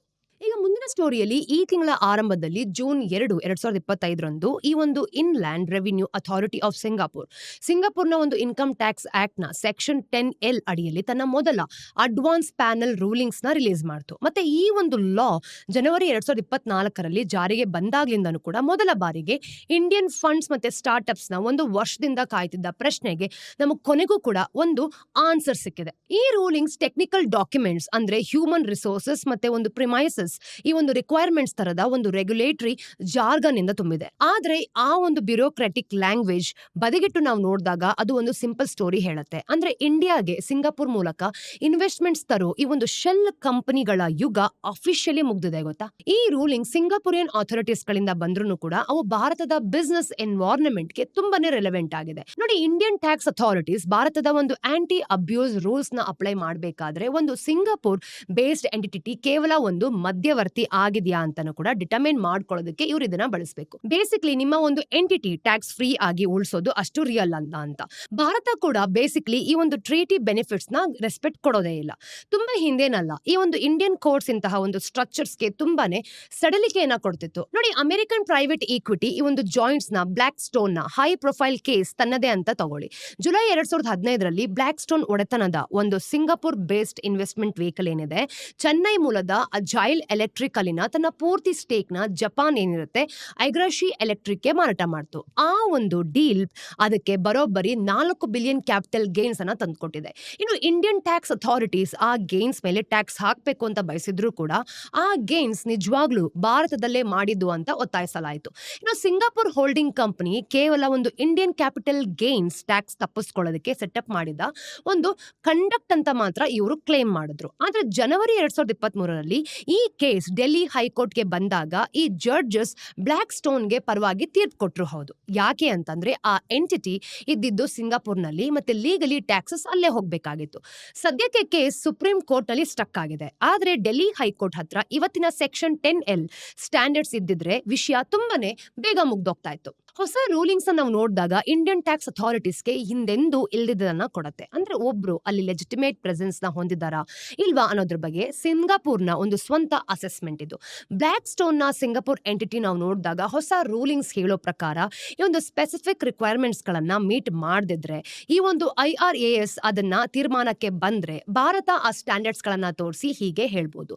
ಸಿಂಗಾಪುರ್ ಕೂಡ ಈ ಒಂದು ಎಂಟಿಟಿ ಟ್ಯಾಕ್ಸ್ ಫ್ರೀ ಆಗಿರೋಷ್ಟೇ ಲೆಜಿಟಿಮೇಟ್ ಇಲ್ಲ ಅಂತ ಅನ್ಕೊಂಡಿದೆ. ಹಾಗಾದ್ರೆ ನಾವು ಯಾಕೆ ಆ ಬೆನಿಫಿಟ್ ಅನ್ನ ಕೊಡಬೇಕು? ಇನ್ನು ಸಿಂಗಾಪುರ್ನ ಸೆಕ್ಷನ್ 10L ಫಾರಿನ್ ಇನ್ವೆಸ್ಟರ್ಸ್ ನಾವು ನೋಡಿದಾಗ ಭಾರತದಿಂದ ತಮ್ಮ ಹಣವನ್ನ ಹೇಗೆ ಹೊರಗೆ ತೆಗೆದುಕೊಂಡು ಹೋಗ್ಬೇಕು ಅನ್ನೋ ಒಂದು ಲಾಜಿಕ್ ಅನ್ನೇ ಬದಲಾಯಿಸುತ್ತೆ. ಅದರ ಹೊಸ ರೂಲಿಂಗ್ಸ್ ನಾವು ನೋಡಿದಾಗ ಎರಡು ದೇಶಗಳಿಗೆ ಯಾವುದಕ್ಕೆ ಟ್ಯಾಕ್ಸ್ ಹಾಕಬೇಕು, ಯಾವುದನ್ನ ಅವಾಯ್ಡ್ ಮಾಡಬೇಕು ಅನ್ನೋದ್ರ ಬಗ್ಗೆ ಒಂದು ಕ್ಲಿಯರ್ ಪ್ಲೇ ಬುಕ್ ಅನ್ನ ಕೊಟ್ಟಿದೆ. ಇನ್ನು ಸಿಂಗಾಪುರ್ ಭಾರತದ ಅಚ್ಚುಮೆಚ್ಚಿನ ಫೈನಾನ್ಷಿಯಲ್ ಬ್ಯಾಕ್ ಡೋರ್ ಅನ್ಸುತ್ತೆ ನೋಡಿ. ಇದರ ಮಹತ್ವವೇನು ಅಂತ ಅರ್ಥ ಮಾಡ್ಕೊಳ್ಳೋದಕ್ಕೆ ಭಾರತದ ಇನ್ವೆಸ್ಟ್ಮೆಂಟ್ ಸ್ಟೋರಿಯಲ್ಲಿ ಸಿಂಗಾಪುರ್ ಎಷ್ಟೊಂದು ಸೆಂಟ್ರಲ್ ಆಗಿತ್ತು ಅಂತ ನೀವು ಅರ್ಥ ಮಾಡ್ಕೊಳ್ಬೇಕು. ಕಳೆದ ಒಂದು ಡೆಕೆಡ್ಸ್ ಇಂದ ನಾವು ನೋಡಿದಾಗ ಸಿಂಗಾಪುರ್ ಭಾರತದ largest source of foreign direct investment ಆಗಿದೆ. ಒಂದು ಮಾತ್ರ ಅಲ್ಲ, ಎರಡಲ್ಲ, ಸತತ 7 ವರ್ಷಗಳ ಕಾಲ FY 2024 ಹಾಗೂ 25 ಒಂದರಲ್ಲೇ ಸಿಂಗಾಪುರ್ ನಮ್ಮ ದೇಶಕ್ಕೆ ಸುಮಾರು $15 ಬಿಲಿಯನ್ ಪಂಪ್ ಮಾಡಿತ್ತು. ಇದು ಭಾರತದ ರೆಕಾರ್ಡ್ $81 ಬಿಲಿಯನ್ ಟೋಟಲ್ FDI ನ ಸುಮಾರು 18% ಆಗಿತ್ತು. ಯಾಕೆ ಸಿಂಗಾಪುರ್? ಅದು ಕೇವಲ 2 hour ಫ್ಲೈಟ್ ಟೈಮ್ ಅಥವಾ ಎಲ್ಲರೂ ಕೂಡ ಇಂಗ್ಲಿಷ್ ಮಾತಾಡ್ತಾರೆ ಅನ್ನೋ ಕಾರಣ ಖಂಡಿತವಾಗ್ಲೂ ಅಲ್ಲ. ಅದಕ್ಕೆ ತುಂಬಾ ಅಡ್ವಾಂಟೇಜಸ್ ಗಳಿದೆ ನೋಡಿ. ಸಿಂಗಾಪುರ್ ಒಂದು stable legal system, efficient regulation ಮತ್ತೆ ಸೀಮ್ಲೆಸ್ USD ಬ್ಯಾಂಕಿಂಗ್ ಆಫರ್ ಅನ್ನ ಮಾಡ್ತಿತ್ತು. ಇವೆಲ್ಲವೂ ಕೂಡ ಭಾರತದಲ್ಲಿ ಡಿಪ್ಲೈ ಮಾಡೋ ಒಂದು ಗ್ಲೋಬಲ್ ಫಂಡ್ಸ್ಗೆ ಕ್ರೂಷಿಯಲ್ ಆಗಿತ್ತು. ಅಂದ್ರೆ ಈ ಒಂದು ರಾಜಕಿರೀಟ ಆಗಿದ್ದು ಭಾರತದ ಜೊತೆಗಿನ ಅದರ ಒಂದು ಟ್ಯಾಕ್ಸ್ ಟ್ರೀಟಿ ನೋಡಿ. ಭಾರತ ಮತ್ತೆ ಸಿಂಗಾಪುರ್ ಮಧ್ಯೆ ಡಬಲ್ ಟ್ಯಾಕ್ಸೇಷನ್ ಅವಾಯ್ಡೆನ್ಸ್ ಅಗ್ರಿಮೆಂಟ್ ಇದೆ. ಏನಿದು ನೋಡಿ, ಇದೊಂದು ಅಗ್ರಿಮೆಂಟ್ ಎರಡು ಕಂಪನಿಗಳು ಒಂದೇ ವಿಷಯದ ಮೇಲೆ ಪ್ರತ್ಯೇಕವಾಗಿ ಟ್ಯಾಕ್ಸ್ ಹಾಕೋದನ್ನ ತಡೆಯೋದಕ್ಕೆ ಇರೋದು. ಸಿಂಪಲ್ ಟರ್ಮ್ಸ್ ಅಲ್ಲಿ ಹೇಳ್ಬೇಕು ಅಂತಂದ್ರೆ ಇದರರ್ಥ ಇತ್ತೀಚಿನವರೆಗೂ ಕೂಡ ಒಂದು ಸಿಂಗಾಪುರಿಯನ್ ಎಂಟಿಟಿ ಈ ಒಂದು ಇಂಡಿಯನ್ ಶೇರ್ಸ್ ಮಾರಾಟ ಮಾಡಿಕೊಂಡು ಕ್ಯಾಪಿಟಲ್ ಗೇನ್ಸ್ ಮಾಡಿದ್ರೆ ಆ ಗೇನ್ಸ್ ಮೇಲೆ ಸಿಂಗಾಪುರ್ನಲ್ಲಿ ಮಾತ್ರ ಟ್ಯಾಕ್ಸ್ ಆಗ್ತಿತ್ತು. ಆದ್ರೆ ಇಲ್ಲೊಂದು ಟ್ವಿಸ್ಟ್ ಇತ್ತು. ಸಿಂಗಾಪುರ್ ಕ್ಯಾಪಿಟಲ್ ಗೇನ್ಸ್ ಮೇಲೆ ಟ್ಯಾಕ್ಸ್ ಹಾಕ್ತಿರ್ಲಿಲ್ಲ, ಭಾರತನೂ ಕೂಡ ನಿಮ್ಗೆ ಒಂದು ಟ್ಯಾಕ್ಸ್ ಅನ್ನ ಹಾಕ್ತಿರ್ಲಿಲ್ಲ ಅಲ್ವಾ. ಸಿಂಗಾಪುರ್ ಕೂಡ ಹಾಗೆ ಹಾಕೋದಕ್ಕೆ ಚಾನ್ಸೇ ಇಲ್ಲ. ನಿಮ್ಗೊಂದು ಬ್ಯೂಟಿಫುಲ್ ಝೀರೋ ಟ್ಯಾಕ್ಸ್ ಔಟ್ಕಮ್ ಸಿಕ್ತಿತ್ತು ಇದೆರಡರ ಮಧ್ಯದಲ್ಲಿ. ಇನ್ನು ಎಕ್ಸಿಟ್ ಸಮಯದಲ್ಲಿ ನಾವು ನೋಡಿದಾಗ 100 crore ರಿಟರ್ನ್ ಎಕ್ಸ್ಪೆಕ್ಟ್ ಮಾಡ್ತಿದ್ದ ಫಂಡ್ ಒಂದಕ್ಕೆ ಅದು ಏನು ಪೇ ಮಾಡದೆ ಇರೋದಕ್ಕೂ ಕೂಡ ಮತ್ತೆ ಇಂಡಿಯನ್ ಕ್ಯಾಪಿಟಲ್ ಗೇನ್ಸ್ ಟ್ಯಾಕ್ಸ್ಗೆ ಬಹುಶಃ 10 to 20 crore ಕಳೆದುಕೊಳ್ಳೋದಕ್ಕೂ ಇದು ತುಂಬಾ ಡಿಫರೆನ್ಸ್ ಅನ್ನ ತೋರಿಸ್ತಾ ಇತ್ತು. ಈ ಸ್ಟ್ರಕ್ಚರ್ ತುಂಬಾ ಆಬ್ವಿಯಸ್ ಆಗಿತ್ತು ಬಿಡಿ. ಅಂದ್ರೆ ಎಲ್ಲಾ ತರದ ಫಂಡ್ಸ್ ಗಳಿದನ್ನ ಬಳಸ್ಕೊಂತು. ಇನ್ನು ನೂರಾರು ಇಂಡಿಯಾ ಫೋಕಸ್ PE ಮತ್ತೆ VC ಫಂಡ್ಸ್ ಗಳನ್ನ ನಾವು ನೋಡಿದಾಗ ಸಿಂಗಾಪುರದಲ್ಲಿ ಈ ಒಂದು ಶಾಪ್ ಅನ್ನ ಸೆಟ್ ಮಾಡಿದೆ. ಇನ್ನು tense of billions of assets manage ಮಾಡ್ತಿದೆ ಕೂಡ. ಇದು ಲೇಟ್ 2010 ಹೊತ್ತಿಗೆ ಎಷ್ಟು ರೊಟೀನ್ ಆಗ್ತಿತ್ತು ಅಂತಂದ್ರೆ ಯಾವುದೇ ಸೀರಿಯಸ್ ಇಂಡಿಯಾ ಫೋಕಸ್ಡ್ ಇನ್ವೆಸ್ಟ್ ಹತ್ರ ಒಂದು ಸಿಂಗಾಪುರ್ ಹೋಲ್ಡಿಂಗ್ ಕಂಪನಿ ಇದ್ದೇ ಇರುತ್ತೆ. ಹಾಗೆ ಹೆಚ್ಚು ಕಡಿಮೆ ನಾವು ನೋಡಿದಾಗ ಇದನ್ನೇ ಅವ್ರು ಅನ್ಕೊಳ್ತಿರೋದು. ಇದನ್ನ ಹೇಗೆ ಕೆಲಸ ಮಾಡ್ತಿತ್ತು ಅಂತ ನೋಡೋಣ. ಟ್ಯಾಕ್ಸ್ ಟ್ರೀಟೀಸ್ 101 ಅವು ಯಾಕಷ್ಟು ಮುಖ್ಯ ಅಂತ ಯೋಚನೆ ಮಾಡ್ಕೊಳ್ಳಿ. ನೀವೊಂದು ಸಿಂಗಾಪುರ್ ಬೇಸ್ಡ್ ಫಂಡ್ ಇದೆ, ಹಾಗೇನೆ ನಿಮ್ಮ ಹತ್ರ ಒಂದು ಇಂಡಿಯನ್ ಕಂಪನಿ ಒಂದರ ಶೇರ್ಸ್ ನ ಹ್ಯೂಜ್ ಪ್ರಾಫಿಟ್ಗೆ ಮಾರಾಟ ಮಾಡ್ತಿದ್ದೀರಿ. ಇನ್ನು ನಾರ್ಮಲ್ ಸರ್ಕಮ್ಸ್ಟಾನ್ಸಸ್ ಅಲ್ಲಿ ನಾವು ನೋಡಿದಾಗ ಎರಡೂ ದೇಶಗಳು ಆ ಒಂದು ಗೇನ್ಸ್ ಮೇಲೆ ಟ್ಯಾಕ್ಸ್ ಹಾಕೋದಕ್ಕೆ ಟ್ರೈ ಮಾಡಬಹುದು. ಭಾರತ ಆ ಟ್ಯಾಕ್ಸ್ ಮನಿನ ನಿಜವಾಗ್ಲೂ ಕೂಡ ತನಗೆ ಸೇರಿಸಿದ್ದ ಅಂತ ಕ್ಲೈಮ್ ಮಾಡಬಹುದು. ಯಾಕೆ ಅಂತಂದ್ರೆ ಆ ಎಲ್ಲಾ ಗೇನ್ಸ್ ಬಂದಿರೋ ಕಂಪನಿ ಇಂಡಿಯನ್ದೇ ಆಗಿರುತ್ತೆ. ಸಿಂಗಾಪುರ್ ಈಗ ಇನ್ನೊಂದ್ ಕಡೆ ನೀವು ಸಿಂಗಾಪುರ್ ರೆಸಿಡೆಂಟ್ ಆಗಿರೋದ್ರಿಂದ ನೀವು ತನಗೆ ಟ್ಯಾಕ್ಸ್ ಕೊಡಬೇಕು ಅಂತ ಒತ್ತಾಯಿಸಬಹುದು. ಇದೇ ಡಬಲ್ ಟ್ಯಾಕ್ಸೇಷನ್ಗೆ ಕಾರಣ ಆಗ್ಬೋದು. ನಿಮ್ಮ ಒಂದು ಲಕ್ ಏನಾದ್ರೂ ಕೆಟ್ಟೋಯ್ತು ಅಂತಂದ್ರೆ ಎರಡೂ ಟ್ಯಾಕ್ಸ್ ಅಥಾರಿಟೀಸ್ ನಿಮ್ ಹಿಂದೆ ಬೀಳ್ಬೋದು. ಟ್ಯಾಕ್ಸ್ ಟ್ರೀಟೀಸ್ ಇರೋದೇ ನಿಖರವಾಗಿ ನಾವು ನೋಡೋದಾಗ ಈ ಪ್ರಾಬ್ಲಮ್ ನ ತಡೆಯೋದಕ್ಕೆ. ಅವು ಮೂಲತಃ ದೇಶಗಳ ನಡುವಿನ ಅಗ್ರಿಮೆಂಟ್ಸ್ ಅಲ್ವಾ. ಅವು ಹೀಗೆ ಹೇಳತ್ತೆ ನೋಡಿ, ನಾವು ಈ ಒಂದು ಟ್ಯಾಕ್ಸಿಂಗ್ ರೈಟ್ಸ್ ಗಳನ್ನ ಹಂಚ್ಕೊಳ್ಳೋಣ, ಆಗ ಒಂದೇ ಇನ್ಕಮ್ ಮೇಲೆ 2 ಸಲ ಹೊಡೆತ ಖಂಡಿತವಾಗ್ಲೂ ಬೀಳೋದಿಲ್ಲ. ಕೆಲವೊಮ್ಮೆ ಈ ಟ್ರೀಟೀಸ್ ಇನ್ವೆಸ್ಟರ್ಸ್ ನಾವು ನೋಡಿದಾಗ ಹೋಮ್ ಕಂಟ್ರಿ ಅಂದ್ರೆ ತಮ್ಮ ತಾಯ್ನಾಡು ಏನಿರುತ್ತೆ ಹೆಚ್ಚು ರೈಟ್ಸ್ ಅನ್ನ ಕೊಡುತ್ತೆ. ಬೇರೆ ಸಮಯದಲ್ಲಿ ಅವು ಒಂದು ಸೋರ್ಸ್ ಕಂಟ್ರಿ ಟ್ಯಾಕ್ಸೇಷನ್ಗೆ ಹೆಚ್ಚು ಹಲೋ ಮಾಡುತ್ತೆ. ಇನ್ನು ವರ್ಷಗಳ ಕಾಲ ಇಂಡಿಯನ್ ಸಿಂಗಾಪುರ್ ಟ್ರೀಟಿ ಒಂದು ಕ್ಯಾಪಿಟಲ್ ಗೇನ್ಸ್ ವಿಷಯದಲ್ಲಿ ಮೊದಲನೇ ಅಪ್ರೋಚ್ ಫಾಲೋ ಮಾಡ್ತಿತ್ತು. ಅಂದ್ರೆ ಭಾರತ ಸಿಂಗಾಪುರ್ ರೆಸಿಡೆಂಟ್ಸ್ ಮಾಡುವಂತ ಒಂದು ಶೇರ್ ಸೇಲ್ಸ್ ಮೇಲೆ ಟ್ಯಾಕ್ಸ್ ಹಾಕೋ ತನ್ನ ಒಂದು ಹಕ್ಕನ್ನ ಕಂಪ್ಲೀಟ್ ಆಗಿ ಬಿಟ್ಬಿಟ್ಟಿತ್ತು. ಇನ್ನು ಸಿಂಗಾಪುರ್ ಅವರ ಮೇಲೆ ಟ್ಯಾಕ್ಸ್ ಹಾಕುತ್ತೆ ಅಂತ ನಂಬ್ಕೊಂಡು. ಆದ್ರೆ ಸಿಂಗಾಪುರ್ ಹಿಸ್ಟಾರಿಕಲಿ ನಾವು ನೋಡಿದಾಗ ಕ್ಯಾಪಿಟಲ್ ಗೇನ್ಸ್ ಮೇಲೆ ಟ್ಯಾಕ್ಸ್ ಹಾಕ್ತಿರಲಿಲ್ಲ. ಕೇವಲ ಒಂದು ಡಬಲ್ ಟ್ಯಾಕ್ಸೇಷನ್ ಅವಾಯ್ಡ್ ಮಾಡೋ ಬದಲು ಇದರ ರಿಸಲ್ಟ್ಸ್ ಡಬಲ್ ನಾನ್ ಟ್ಯಾಕ್ಸೇಷನ್ ಆಗಿ ಆಗಿತ್ತು. ಎರಡೂ ದೇಶಗಳು ಕೂಡ ಝೀರೋ ಟ್ಯಾಕ್ಸ್ ಅಂತ. ಈ ತರದ ಸಿಚುವೇಶನ್ಸ್ ಕ್ರಿಟಿಕ್ಸ್ ಅಂದ್ರೆ ಟ್ರೀಟಿ ಶಾಪಿಂಗ್ ಅಂತ ಕರೆಯೋದಕ್ಕೆ ಅಲೋ ಮಾಡುತ್ತೆ. ಅಂದ್ರೆ ಈ ಒಂದು ಇನ್ವೆಸ್ಟರ್ಸ್ ಕೆಲವು ದೇಶಗಳಲ್ಲಿ ಶೆಲ್ ಕಂಪನಿಗಳನ್ನ ಸೆಟಪ್ ಮಾಡೋದು ಹೋಗ್ಬೋದು, ಅಲ್ಲಿ ಬಿಸ್ನೆಸ್ ಮಾಡೋಕ್ಕಾಗಲ್ಲ. ಹಾಗೆಯೇ ಕೇವಲ ತಮ್ಮ ಒಂದು ಇನ್ವೆಸ್ಟ್ಮೆಂಟ್ಸ್ಗಳನ್ನ ರೂಟ್ ಮಾಡೋದಕ್ಕೆ ಈ ಒಂದು ಶೆಲ್ ಎಂಟಿಟೀಸ್ ಏನಿರುತ್ತೆ ಪೂರ್ತಿಯಾಗಿ ಅದರ ಒಂದು ಪರ್ಪಸ್ ಆಗಿರ್ಬೋದು, ಫೇವರಬಲ್ ಒಂದು ಟ್ಯಾಕ್ಸ್ ಟ್ರೀಟೀಸ್ಗಳನ್ನ ಎಕ್ಸ್ಪ್ಲಾಯ್ಟ್ ಮಾಡದೆ ಆಗಿರುತ್ತೆ. ಹಾಗೆ ನಿಜವಾಗ್ಲೂ ನಾವು ನೋಡಿದಾಗ ಇಲ್ಲಿ ನಿಜವಾದ ದುಡ್ಡನ್ನ ಹಾಕೋದಿಲ್ಲ. ಆ ಎಂಟಿಟೀಸ್ ಯಾವುದೇ ಒಂದು ಆಕ್ಚುಯಲ್ ಡಿಸಿಷನ್ ಮೇಕರ್ಸ್ನ ಹೈಯರ್ ಮಾಡೋದಕ್ಕೂ ಸಹ ಆಗಲ್ಲ. ಇನ್ನು ಇಂಡಿಯಾ ಸಿಂಗಪುರ್ ಟ್ಯಾಕ್ಸ್ ಸ್ಟೋರಿನ ನಾವು ನೋಡಿದಾಗ ಹಲವಾರು ಪ್ರಾಬ್ಲಮ್ಸ್ಗಳನ್ನು ಕೂಡ ಕಂಡಿದೆ. 1994 ನಲ್ಲಿ ಎರಡೂ ದೇಶಗಳು ಒಂದು ಫೇರಿ ಸ್ಟ್ಯಾಂಡರ್ಡ್ ಅಂದ್ರೆ ನೋ ಫ್ರಿಲ್ಸ್ ಟ್ರೀಟಿ ಸೈನ್ ಅನ್ನ ಮಾಡಿದ್ರು. ಆದ್ರೆ ಗೇಮ್ ಚೇಂಜರ್ ಬಂದಿದೆ ಎಲ್ಲಿ ಗೊತ್ತಾ? 2005 ಅಲ್ಲಿ. ಆಗ ಭಾರತ ಸಿಂಗಪುರ್ಗೆ ಕ್ಯಾಪಿಟಲ್ ಗೇನ್ಸ್ ಎಕ್ಸಾಮ್ಷನ್ ಕೊಡೋದಕ್ಕೆ ಒಪ್ಕೊಂಡಿತ್ತು. ಮರೋಷಿಯಸ್ಗೆ ಇದ್ದ ಹಾಗೇನೆ ಇಲ್ಲೊಂದು ಸ್ಮಾಲ್ ಕ್ಯಾಚ್ ಇತ್ತು. ಒಂದು ಲಿಮಿಟೇಷನ್ ಆಫ್ ಬೆನಿಫಿಟ್ಸ್ ಕ್ಲಾಸ್. ಕಂಪನಿಗಳಿಗೆ ಈ ಕ್ಲಾಸ್ ನ ಬೆನಿಫಿಟ್ ಬೇಕಿದ್ರೆ ಅವರು ಸಿಂಗಪುರ್ ಅಲ್ಲಿ ವರ್ಷಕ್ಕೆ ಕನಿಷ್ಠ 2 ಲ್ಯಾಕ್ ಈ ಒಂದು ಡಾಲರ್ಸ್ ಏನಿರುತ್ತೆ ಅಂದ್ರೆ ಸಿಂಗಪುರ್ ಡಾಲರ್ಸ್ ನ ಖರ್ಚು ಮಾಡಬೇಕಾಗಿತ್ತು. ಮತ್ತೆ ಅದರ ಒಂದು ಪ್ರೈಮರಿ ಪರ್ಪಸ್ ಕೇವಲ ಟ್ಯಾಕ್ಸ್ ಅವಾಯ್ಡೆನ್ಸ್ ಅನ್ನ ಆಗಿರಬಾರ್ದಾಗಿತ್ತು. ಆದ್ರೆ ಫ್ರಾಂಕ್ಲಿ ನಾವು ನೋಡಿದಾಗ ಈ ಒಂದು 2 ಲ್ಯಾಕ್ ಸಿಂಗಪುರ್ ಡಾಲರ್ಸ್ ಹೆಚ್ಚಿನ ಫಂಡ್ಸ್ಗೆ ಪಾಕೆಟ್ ಚೇಂಜ್ ಆಗಿತ್ತು. ಈ ಮಧ್ಯೆ ಒಬ್ಬ ಇನ್ವೆಸ್ಟರ್ ನ ಪ್ರೈಮರಿ ಪರ್ಪಸ್ ಪ್ರೂವ್ ಮಾಡೋದು ಟ್ಯಾಕ್ಸ್ ಅಥಾರಿಟೀಸ್ಗೆ ಇನ್ಕ್ರೆಡಿಬಲಿ ಟಫ್ ಆಗ್ತಿತ್ತು. ಸೊ ಆ ರೂಟ್ ಚೆನ್ನಾಗೇ ನಡೆದಿತ್ತು ನೋಡಿ. ಮೊದಲ ಮೇಜರ್ ಕ್ರ್ಯಾಕ್ ಡೌನ್ ಬಂದಿದ್ದು 2016 ಮತ್ತೆ 2017ರಲ್ಲಿ. ಭಾರತ ತಾನು ಆ ಒಂದು ಬಿಲಿಯನ್ ಟ್ಯಾಕ್ಸ್ ರೆವಿನ್ಯೂ ಕಳ್ಕೊಳ್ತಿದ್ದೇನೆ ಅಂತ ಅರ್ಥಕೊಂಡು ಈ ಒಂದು ಲೀಕ್ಸ್ ಪ್ಲಗ್ ಮಾಡೋದಕ್ಕೆ ಬಯಸ್ತು. ಅಂದ್ರೆ ಎಕ್ಸ್ಟೆನ್ಸಿವ್ ನೆಗೋಸಿಯೇಷನ್ ನಂತರ ಭಾರತ ಮತ್ತೆ ಬಂದಿರೋದು. ಹೊಸ ಇನ್ವೆಸ್ಟ್ಮೆಂಟ್ಸ್ ಗೆ ಕ್ಯಾಪಿಟಲ್ ಗೇನ್ಸ್ ಎಕ್ಸಾಮ್ಷನ್ ಮುಗ್ದು ಹೋಯಿತು. ಅಂದ್ರೆ ಮಾರ್ಚ್ 31 ಮತ್ತೆ 2017ರ ನಂತರ ಈ ಒಂದು ತಗೊಂಡಂತ ಯಾವುದೇ ಶೇರ್ಸ್ ಭಾರತದಲ್ಲಿ ಒಂದು ನಾರ್ಮಲ್ ರೇಟ್ಸ್ ಅಲ್ಲಿ ಟ್ಯಾಕ್ಸಬಲ್ ಆಗಿದೆ ಅಂತ. ಆದ್ರೆ ಇಲ್ಲಿದೆ ನೋಡಿ ಒಂದು ಕ್ರೂಷಿಯಲ್ ಪಾರ್ಟ್. ಅಂದ್ರೆ ಎಕ್ಸಿಸ್ಟಿಂಗ್ ಇನ್ವೆಸ್ಟ್ಮೆಂಟ್ಸ್ ಒಂದು ಗ್ರ್ಯಾಂಡ್ ಫಾದರ್ ಅಂತ ಏನಿರ್ತಾರೆ ಅದನ್ನ ಮಾಡಲಾಯಿತು. ಅಂದ್ರೆ ಏಪ್ರಿಲ್ 1 2017ಕ್ಕಿಂತ ಮುಂಚೆ ಈ ಒಂದು ಪರ್ಚೇಸ್ ಮಾಡ್ಕೊಂಡಂತಹ ಶೇರ್ಸ್ ಇನ್ನು ಟ್ಯಾಕ್ಸ್ ಫ್ರೀ ಆಗಿ ಎಕ್ಸಿಟ್ ಆಗಬಹುದಾಗಿತ್ತು. ಇನ್ನು 2017 ಮತ್ತೆ 2019ರ ನಡುವೆ ನಾವು ನೋಡಿದಾಗ ಅದು ಒಂದು ಟ್ರಾನ್ಸಿಷನ್ ಪೀರಿಯಡ್ ಆಗಿ ಕ್ರಿಯೇಟ್ ಮಾಡ್ತು. ಈ ಸಮಯದಲ್ಲಿ ಇನ್ವೆಸ್ಟ್ ಮಾಡಿದ ಯಾರೇ ಆಗ್ಲಿ ಎಕ್ಸಿಟ್ ಸಮಯದಲ್ಲಿ ಲೋ ಟ್ಯಾಕ್ಸಸ್ ಪೇ ಮಾಡಬೇಕಾಗಿತ್ತು, ಆದ್ರೆ ಝೀರೋ ಟ್ಯಾಕ್ಸ್ ಅಲ್ಲ. ಈ ಸಿಂಗಪುರ್ ರೂಟ್ ಯಾವಾಗಲೂ ಕೂಡ ಕಾಂಟ್ರವರ್ಷಿಯಲ್ ಆಗಿತ್ತು ಬಿಡಿ. ಭಾರತದ ಒಂದು ಟ್ಯಾಕ್ಸ್ ಡಿಪಾರ್ಟ್ಮೆಂಟ್ಸ್ ನ ಹಲವಾರು ಸೇರ್ಕೊಂಡಂತೆ ಕ್ರಿಟಿಕ್ಸ್ ಇದನ್ನ ಒಂದು ಎಲಾಬರೇಟ್ ಟ್ಯಾಕ್ಸ್ ಅವಾಯ್ಡೆನ್ಸ್ ಸ್ಕೀಮ್ ಅಂತಾನೆ ನೋಡ್ತಿದ್ರು. ಅವರ ಒಂದು ಆರ್ಗ್ಯುಮೆಂಟ್ ತುಂಬಾ ಸಿಂಪಲ್ ಆಗಿತ್ತು. ಹಲವಾರು ಈ ಒಂದು Singapore entities treaty benefits claim ಮಾಡೋದು ಬಿಟ್ಟು ಬೇರೆ ಒಂದು ರಿಯಲ್ ಫಂಕ್ಷನ್ ಇಲ್ಲದೆ ಒಂದು ಲೆಟರ್ ಬಾಕ್ಸ್ ಕಂಪನಿಗಳಿಗಿಂತ ಹೆಚ್ಚೇನು ಅಲ್ಲ ಅಂತ. ಅವ್ರ ಮಾತಲ್ಲೂ ಪಾಯಿಂಟ್ ಇತ್ತು ಬಿಡಿ. ಇದು ಕೇವಲ ಒಂದು ಸಿಂಗಪುರ್ ನಲ್ಲಿ ಕೂತಿದ್ದ ಇನ್ವೆಸ್ಟರ್ಸ್ ಆಗಿರ್ಲಿಲ್ಲ. ಒಂದು ಫಂಡ್ ಸ್ಟ್ರಕ್ಚರ್ ಸಾಮಾನ್ಯವಾಗಿ ಎಕ್ಸ್ಟ್ರೀಮ್ ಆಗಿ ಕಾಂಪ್ಲೆಕ್ಸ್ ಆಗಿರುತ್ತೆ ಅಂತ. ಮತ್ತೆ ಅವನ್ನ ಆದಷ್ಟು ಹೆಚ್ಚು ಟ್ರೀಟಿ ಬೆನಿಫಿಟ್ಸ್ ಗಳಿಸೋದಕ್ಕೆ ಮಾಡಲಾಗುತ್ತೆ. ಇನ್ನು ಒಂದು ಟಿಪಿಕಲ್ ಸ್ಟ್ರಕ್ಚರ್ ತರನೂ ಕಾಣಬಹುದು. ಉದಾಹರಣೆಗೆ ನಾವು ನೋಡಿದಾಗ ಈ ಒಂದು ಕೇಮ್ಯಾನ್ ಶೆಲ್ ಎಂಟಿಟೀಸ್ ಏನಿರುತ್ತೆ ಅದನ್ನ ಒಳಗೊಂಡಿರುತ್ತೆ ಅಲ್ವಾ. ಅದು ನೆದರ್ಲ್ಯಾಂಡ್ಸ್ ನಲ್ಲಿ ವೆಹಿಕಲ್ಸ್ ನ ಸೆಟಪ್ ಮಾಡುತ್ತೆ ಕೂಡ. ಅಂದ್ರೆ ಸಿಂಗಪುರ್ ಒಂದು ಹೋಲ್ಡಿಂಗ್ ಕಂಪನಿಯ ಸೆಟಪ್ ಮಾಡುತ್ತೆ ಅಂತ ಇಲ್ಲಿ ಗೊತ್ತಾಗುತ್ತೆ. ಹಾಗೇನೆ ಒಂದು ಇಂಡಿಯನ್ ಇನ್ವೆಸ್ಟ್ಮೆಂಟ್ಸ್ ನ ಹೋಲ್ಡ್ ಮಾಡುತ್ತೆ ಕೂಡ. ಆ ಸಿಂಗಪುರ್ ಎಂಟಿಟಿಗೆ ಎಂಪ್ಲಾಯೀಸ್ ಇಲ್ಲದೆ ಇರಬಹುದು. ತನ್ನ ಎಲ್ಲಾ ಒಂದು ಬೋರ್ಡ್ ಮೀಟಿಂಗ್ಸ್ ನಾವು ನೋಡಿದಾಗ ತುಂಬಾ ವರ್ಚುವಲಿ ನಡೆಸುತ್ತೆ. ಆದ್ರೆ ಎಲ್ಲ ಒಂದು ಆಕ್ಚುಯಲ್ ಇನ್ವೆಸ್ಟ್ಮೆಂಟ್ ಡಿಸಿಷನ್ಸ್ ನ ಪೂರ್ತಿಯಾಗಿ ಬೇರೆಲ್ಲನೂ ಕೂಡ ಮಾಡ್ಕೊಂಡು ಬರ್ಬೋದು. ಈ ತರದ ವಿಷಯ ಸಿಂಗಪುರ್ ಜೆನ್ಯೂನ್ ಎಕನಾಮಿಕ್ ಆಕ್ಟಿವಿಟಿಯನ್ನ ತೋರಿಸುತ್ತೆ ಅಂತ ವಾದಿಸೋದು ಕಷ್ಟನೇ. ಆದ್ರೆ ಫಂಡ್ ಇಂಡಸ್ಟ್ರಿ ಈ ಒಂದು ಕ್ಯಾರೆಕ್ಟರೈಸೇಷನ್ ಏನಿರುತ್ತೆ ಇದನ್ನ ತೀವ್ರವಾಗಿ ವಿರೋಧಿಸುತ್ತಿದೆ. ಅಂದ್ರೆ ಸಿಂಗಪುರ್ ಟ್ಯಾಕ್ಸ್ ಬೆನಿಫಿಟ್ಸ್ ಗಳನ್ನ ಬಿಟ್ಟು ರಿಯಲ್ ವ್ಯಾಲ್ಯೂ ಕೊಡುತ್ತೆ ಅಂತ ಅವರು ವಾದ ಮಾಡ್ತಿರೋದು. ಆ ದೇಶ ಒಂದು ಫಂಡ್ ಫ್ರೆಂಡ್ಲಿ ಆಗಿದೆ, ಹೌದು. ಕ್ಲಿಯರ್ ಲಾಸ್ ಮತ್ತೆ ಸ್ಟ್ರಾಂಗ್ ಇನ್ವೆಸ್ಟರ್ ಪ್ರೊಟೆಕ್ಷನ್ಸ್ ಇದೆ. ಇನ್ನು ಸಿಂಗಪುರ್ US ಡಾಲರ್ಸ್ ನಲ್ಲೂ ಕೂಡ ಸೇಮ್ ಆಗಿ ಆಪರೇಟ್ ಮಾಡುತ್ತೆ. ಇದು ಗ್ಲೋಬಲ್ LPS ಗೆ ತುಂಬಾ ವೈಟಲ್ ಆಗಿರುತ್ತೆ. ಆದ್ರೆ ಭಾರತದಲ್ಲಿ ಸ್ಟ್ರಿಕ್ಟ್ ಕರೆನ್ಸಿ ಕಂಟ್ರೋಲ್ಸ್ ಇದೆ. ಅವು ಆಫ್ ಶೋರ್ ನ ಫಂಡಿಂಗ್ ನೋಡಿದಾಗ ಕಾಂಪ್ಲಿಕೇಟ್ ಮಾಡುತ್ತೆ ಕೂಡ. ಇದೆಲ್ಲವೂ ಸಿಂಗಪುರ್ಗೆ ಒಂದು ಬೇಸ್ ಆಗಿ ಒಂದು ರಿಯಲ್ ಪರ್ಪಸ್ ಅನ್ನ ಕೊಡುತ್ತೆ. ಅದಕ್ಕಿಂತ ಮುಖ್ಯವಾಗಿ ಏನ್ ಗೊತ್ತಾ, ಒಂದು ಇನ್ವೆಸ್ಟ್ಮೆಂಟ್ ವೆಹಿಕಲ್ ಗೆ ಬಿಸ್ನೆಸ್ ಪ್ರೆಸೆನ್ಸ್ ಹುಡುಕೋದು ಫೂಲಿಶ್ ಅಂತ ಅವ್ರು ಯೋಚನೆ ಮಾಡೋದು. ಈ ಒಂದು ವೆಂಚರ್ ಕ್ಯಾಪಿಟಲ್ ಮಾಡೆಲ್ ಮೂಲತಃ ನಾವು ನೋಡಿದಾಗ ತುಂಬಾ ಲೀನ್ ಆಗಿರುತ್ತೆ. ಅಂದ್ರೆ $500 million ಮ್ಯಾನೇಜ್ ಮಾಡೋ ಫಂಡ್ ಒಂದು ಗ್ಲೋಬಲಿ ಕೇವಲ 5 to 10 ಪ್ರೊಫೆಷನಲ್ಸ್ ಜೊತೆ ಲೆಜಿಟಿಮೇಟ್ ಆಗಿ ಆಪರೇಟ್ ಮಾಡಬಹುದು. ಅದು ಅವರ ಒಂದು ಲೆಜಿಟಿಮೇಸಿ ಏನಿರುತ್ತೆ ಅದ್ರ ಬಗ್ಗೆ ಹೇಳೋದಿಲ್ಲ, ಕೇವಲ ಇನ್ವೆಸ್ಟ್ಮೆಂಟ್ ಬಿಸ್ನೆಸ್ ನ ಬೇಸಿಕ್ ನೇಚರ್ ಬಗ್ಗೆ ಹೇಳುತ್ತೆ. ಇನ್ನು ಸಿಂಗಪುರ್ನ ಸೆಕ್ಷನ್ 10L ಏನು ಪ್ರತ್ಯೇಕವಾಗಿ ಬಂದಿದ್ದಲ್ಲ. ಇದು ಒಂದು ಸ್ಟ್ರಿಕ್ಟ್ ಆಂಟಿ ಅವಾಯ್ಡೆನ್ಸ್ ರೂಲ್ಸ್ ಕಡೆಗಿನ ಒಂದು ಗ್ಲೋಬಲ್ ಟ್ರೆಂಡ್ಸ್ ನ ಒಂದು ಭಾಗ ಅಂತ ಗೊತ್ತಾಗುತ್ತೆ. ಈ ಸ್ಟ್ರಕ್ಚರ್ ಗಳನ್ನ ನಾವು ನೋಡಿದಾಗ ಇಡೀ ವರ್ಲ್ಡ್ ಮಧ್ಯೆ ಒಂದು ಫ್ರಸ್ಟ್ರೇಷನ್ ಶುರುವಾಗಿದೆ ಅನ್ನೋದು ಗೊತ್ತಾಗುತ್ತೆ. ಫಾರ್ ಎಕ್ಸಾಂಪಲ್ OECD ಯ ಒಂದು base erosion and profit shifting initiative ನಲ್ಲಿ ಇದು ರಿಫ್ಲೆಕ್ಟ್ ಆಗುತ್ತೆ. 2008ರ ಫೈನಾನ್ಷಿಯಲ್ ಕ್ರೈಸಿಸ್ ನಂತರ ಈ ಕೂಗು ಜಾಸ್ತಿ ಆಗಿರೋದು. ಆ ಕ್ರೈಸಿಸ್ ಫೈನಾನ್ಷಿಯಲ್ ಎಂಟಿಟೀಸ್ ಮಾಡಿದ್ದ ಎಲ್ಲಾ ಒಂದು ಲೀಗಲ್ ಕ್ಲೆವರ್ನೆಸ್ ಬಗ್ಗೆ ಪ್ರಪಂಚಕ್ಕೆ ಅನುಮಾನ ಬರೋ ರೀತಿ ಮಾಡ್ಕೊಟ್ಟಿತ್ತು. ಇದರಿಂದ ಮಲ್ಟಿ ನ್ಯಾಷನಲ್ ಕಾರ್ಪೊರೇಷನ್ಸ್ ಮಾಡೋ ಒಂದು ಒಂದು ಟ್ಯಾಕ್ಸ್ ಅವಾಯ್ಡೆನ್ಸ್ ಮೇಲೆ ಕ್ರಾಕ್ ಡೌನ್ ಮಾಡೋದಕ್ಕೆ ಒಂದು ಇಮ್ಮೆನ್ಸ್ ಪೊಲಿಟಿಕಲ್ ಪ್ರೆಷರ್ ಕೂಡ ಸೃಷ್ಟಿಯಾಯಿತು. ಇನ್ನು 2017ರ ಹೊತ್ತಿಗೆ EU ತಾನು ಟ್ಯಾಕ್ಸ್ ವರ್ಗ ಅಂತ ಕನ್ಸಿಡರ್ ಮಾಡಿದ ಜುರಿಸ್ಡಿಕ್ಷನ್ಸ್ ಒಂದು ಬ್ಲಾಕ್ ಲಿಸ್ಟಿಂಗ್ ಅನ್ನ ಮಾಡಿತ್ತು. ಇದು ಬೇರೆಯವರು ಎಕನಾಮಿಕ್ ಸಬ್ಸ್ಟಾನ್ಸ್ ಹಾಗೆ ಒಂದು ರಿಕ್ವೈರ್ಮೆಂಟ್ಸ್ ಇಂಪ್ಲಿಮೆಂಟ್ ಮಾಡಬೇಕು ಅಂತ ಡಿಮ್ಯಾಂಡ್ ಮಾಡಿದ್ರು. ದೇಶಗಳಿಗೆ ನೀವು ಟ್ಯಾಕ್ಸ್ ಅಡ್ವಾಂಟೇಜಸ್ ಆಫರ್ನ ಮಾಡಬೇಕು ಅಂತಂದ್ರೆ ಅವನ್ನ ಜಸ್ಟಿಫೈ ಮಾಡೋದಕ್ಕೆ ಸ್ವಲ್ಪ ರಿಯಲ್ ಎಕನಾಮಿಕ್ ಆಕ್ಟಿವಿಟಿ ಇದೆ ಅಂತ ಖಚಿತಪಡಿಸ್ಕೊಳ್ಬೇಕು ಅನ್ನೋದು ಇಲ್ಲಿ ಗೊತ್ತಾಗತ್ತೆ. ಸಿಂಗಾಪುರ್ ಅದರ ಸ್ಕ್ಯಾನರ್ ನಲ್ಲಿ ಇದ್ದ ದೇಶಗಳಿಗೆ ಒಂದಾಗಿತ್ತು ಬಿಡಿ. ಅಂದ್ರೆ ಒಂದು ಸೊಫೆಸ್ಟಿಕೇಟೆಡ್ ಫೈನಾನ್ಷಿಯಲ್ ಸೆಂಟರ್ ಆಗಿರೋದ್ರಿಂದ ಕೆಲವು ಈ ಒಂದು ಐಲ್ಯಾಂಡ್ ಗಳು ಮಾಡಿರೋ ಹಾಗೆ ಯಾರು ಅದನ್ನ ಔಟ್ ರೈಟ್ ಆಗಿ ಬ್ಲಾಕ್ ಲಿಸ್ಟ್ ಮಾಡ್ತಿರ್ಲಿಲ್ಲ. ಆದ್ರೆ ತನ್ನ ಒಂದು ರಿಲ್ಯಾಕ್ಸ್ಡ್ ಟ್ಯಾಕ್ಸ್ ರೆಜಿಮೆ ಏನಿದೆ ಅದನ್ನ ಬೆನಿಫಿಟ್ ಪಡ್ತಿರೋ ಎಂಟಿಟೀಸ್ಗೆ ಜೆನ್ಯೂನ್ ಸಬ್ಸ್ಟಾನ್ಸ್ ಇದ್ದೇ ಇದೆ ಅಂತ ತೋರಿಸೋ ಪ್ರೆಷರ್ ಅವ್ರ ಮೇಲೆ ಇತ್ತು. ಇದರ ರಿಸಲ್ಟ್ ಆಗಿ ಬಂದಿದ್ದೆ ಸೆಕ್ಷನ್ 10L. ಇದನ್ನ ಒಂದು EUನ ಅಂದ್ರೆ ಖುಷಿಯಾಗಿಡೋದಕ್ಕೆ ಡಿಸೈನ್ ಮಾಡಲಾಗಿದ್ದು. ಹಾಗಿದ್ರೆ ಸೆಕ್ಷನ್ 10L ನಿಖರವಾಗಿ ಏನನ್ನ ರಿಕ್ವೈರ್ ಮಾಡುತ್ತೆ ಅಂದ್ರೆ ಏನ್ ಬೇಕಾಗಿದೆ ಇದಕ್ಕೆ?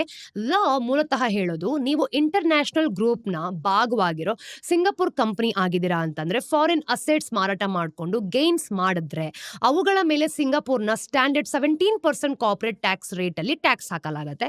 ಅನ್ಲೆಸ್ ನಿಮ್ಮ ಒಂದು ಸಿಂಗಾಪುರ್ ಆಪರೇಷನ್ಸ್ಗೆ ಅಡ್ವೊಕೇಟ್ ಎಕನಾಮಿಕ್ ಸಬ್ಸ್ಟಾನ್ಸ್ ಇದೆ ಅಂತ ನೀವು ಪ್ರೂವ್ ಮಾಡಿದ್ರೆ. ಅಂದ್ರೆ ನೀವು ಈ ಒಂದು ಕೆಳಗಡೆ ತೋರಿಸೋದನ್ನ ಫಸ್ಟ್ ಖಚಿತಪಡಿಸ್ಕೊಳ್ಬೇಕು. ನೀವು ಸಿಂಗಾಪುರ್ನಲ್ಲಿ ಆಕ್ಚುಯಲ್ ಕ್ವಾಲಿಫಿಕೇಶನ್ಸ್ ಇರೋ ಸಾಕಷ್ಟು ಜನರನ್ನ ಹೈಯರ್ ಮಾಡ್ತಿದ್ದೀರಿ. ನೀವು ಸಿಂಗಾಪುರ್ನಲ್ಲಿ ಒಂದು ಫಿಸಿಕಲ್ ಆಫೀಸ್ ಹೊಂದಿರಬೇಕು. ನಿಮ್ಗೆ ಪ್ರಾಪರ್ಟಿ ಸ್ವಂತದಾಗಿ ಮಾಡಬೇಕಾಗಿಲ್ಲ. ನೀವು ಅದನ್ನ ರೆಂಟೆಡ್ ಆಗಿ ತಗೋಬಹುದು ಅಥವಾ ಕೋ ವರ್ಕಿಂಗ್ ಸ್ಪೇಸ್ ನಲ್ಲಿ ಬೇಸ್ಡ್ ಆಗಿ ಮಾಡ್ಕೊಳ್ಬೇಕು. ಆದ್ರೆ ಕೇವಲ ರಿಜಿಸ್ಟರ್ಡ್ ಅಡ್ರೆಸ್ ಸಾಕಾಗೋದಿಲ್ಲ. ಇನ್ನೂ ಏನೇನ್ ಬೇಕಾಗತ್ತೆ ಅಂತ ಇಲ್ಲಿದೆ ನೋಡಿ. ನೀವು ನಿಮ್ಮ ಎಲ್ಲಾ ಒಂದು ಇಂಪಾರ್ಟೆಂಟ್ ಸ್ಟ್ರಾಟಜಿಕ್ ಡಿಸಿಷನ್ಸ್ ಗಳನ್ನ ಬೋರ್ಡ್ ಆಫ್ ಡೈರೆಕ್ಟರ್ಸ್ ಮಾಡೋ ತರ ಇಟ್ಕೋಬೇಕು. ಸಿಂಗಾಪುರ್ ನಲ್ಲಿ ಅದೆಲ್ಲಾನು ಕೂಡ ನಡಿಬೇಕು. ಬೇರೆಲ್ಲೋ ಮಾಡಿದ ಡಿಸಿಷನ್ಸ್ ನ ನೀವು ಸುಮ್ನೆ ರಬ್ಬರ್ ಸ್ಟ್ಯಾಂಪ್ ತರ ಮಾಡಕ್ಕಾಗಲ್ಲ. ನೀವು ಸಿಂಗಾಪುರ್ನಲ್ಲಿ ಲೋಕಲ್ ಆಗಿ ಸ್ಪೆಂಡ್ ಮಾಡಬೇಕು. ಮತ್ತೆ ನಿಮ್ ತರದ ಬಿಸ್ನೆಸ್ಗೆ ಸೆನ್ಸ್ ಆಗೋಷ್ಟು ಜಾಸ್ತಿ ಖರ್ಚು ಮಾಡಬೇಕಾಗತ್ತೆ. ಇದಕ್ಕೆ ಫಿಕ್ಸ್ಡ್ ಲಿಮಿಟ್ ಇಲ್ಲದಿದ್ರು ಕೂಡ ಹಳೆ ಒಂದು LOB ರಿಕ್ವೈರ್ಮೆಂಟ್ ಆದ 2 lakh ಸಿಂಗಾಪುರ್ ಡಾಲರ್ಸ್ ಏನಿದೆ ಆನ್ಯುಲಿ ಅದನ್ನ ಬೆಂಚ್ ಮಾರ್ಕ್ ಆಗಿ ಬಳಸಲಾಗತ್ತೆ. ಇತ್ತೀಚೆಗೆ ಸಿಂಗಾಪುರ್ನ ಟ್ಯಾಕ್ಸ್ ಅಥಾರಿಟಿ ನಾವು ನೋಡಿದಾಗ IRAS ಈ ಒಂದು ರಿಕ್ವೈರ್ಮೆಂಟ್ಸ್ ಬಗ್ಗೆ ಇನ್ನೂ ಹೆಚ್ಚಾಗಿ ಕ್ಲಾರಿಟಿ ಕೊಡೋದಕ್ಕೆ ನೋಡಿದೆ. ಲಾಯರ್ಸ್ ಅಡ್ವಾನ್ಸ್ ರೂಲಿಂಗ್ಸ್ ಅಂತ ಕರೆಯೋದನ್ನ ಇಶ್ಯೂ ಮಾಡ್ತಿದ್ದಾರೆ. ಈ ಒಂದು ರೂಲಿಂಗ್ಸ್ ಪ್ರಕಾರ ನೀವು ಇನ್ವೆಸ್ಟ್ಮೆಂಟ್ಸ್ ಮ್ಯಾನೇಜ್ ಮಾಡೋ ಒಬ್ಬ ಸಿಂಗಾಪುರಿಯನ್ ಎಂಪ್ಲಾಯಿ ಇರೋ ಒಂದು ಪ್ಯೂರ್ ಹೋಲ್ಡಿಂಗ್ ಕಂಪನಿನ ಹೊಂದಿದ್ರೂ ಕೂಡ ಅದೊಂದು ಎಕ್ಸ್ಕ್ಲೂಡೆಡ್ ಎಂಟಿಟಿ, ಅಂದ್ರೆ ಅದರ ಒಂದು ಗೇನ್ಸ್ ಟ್ಯಾಕ್ಸ್ ಫ್ರೀ ಆಗಿನೇ ಉಳಿಯುತ್ತೆ. ಆದ್ರೆ ಇಲ್ಲೊಂದು ಫ್ಲಿಪ್ ಸೈಡ್ ಇದೆ ನೋಡಿ.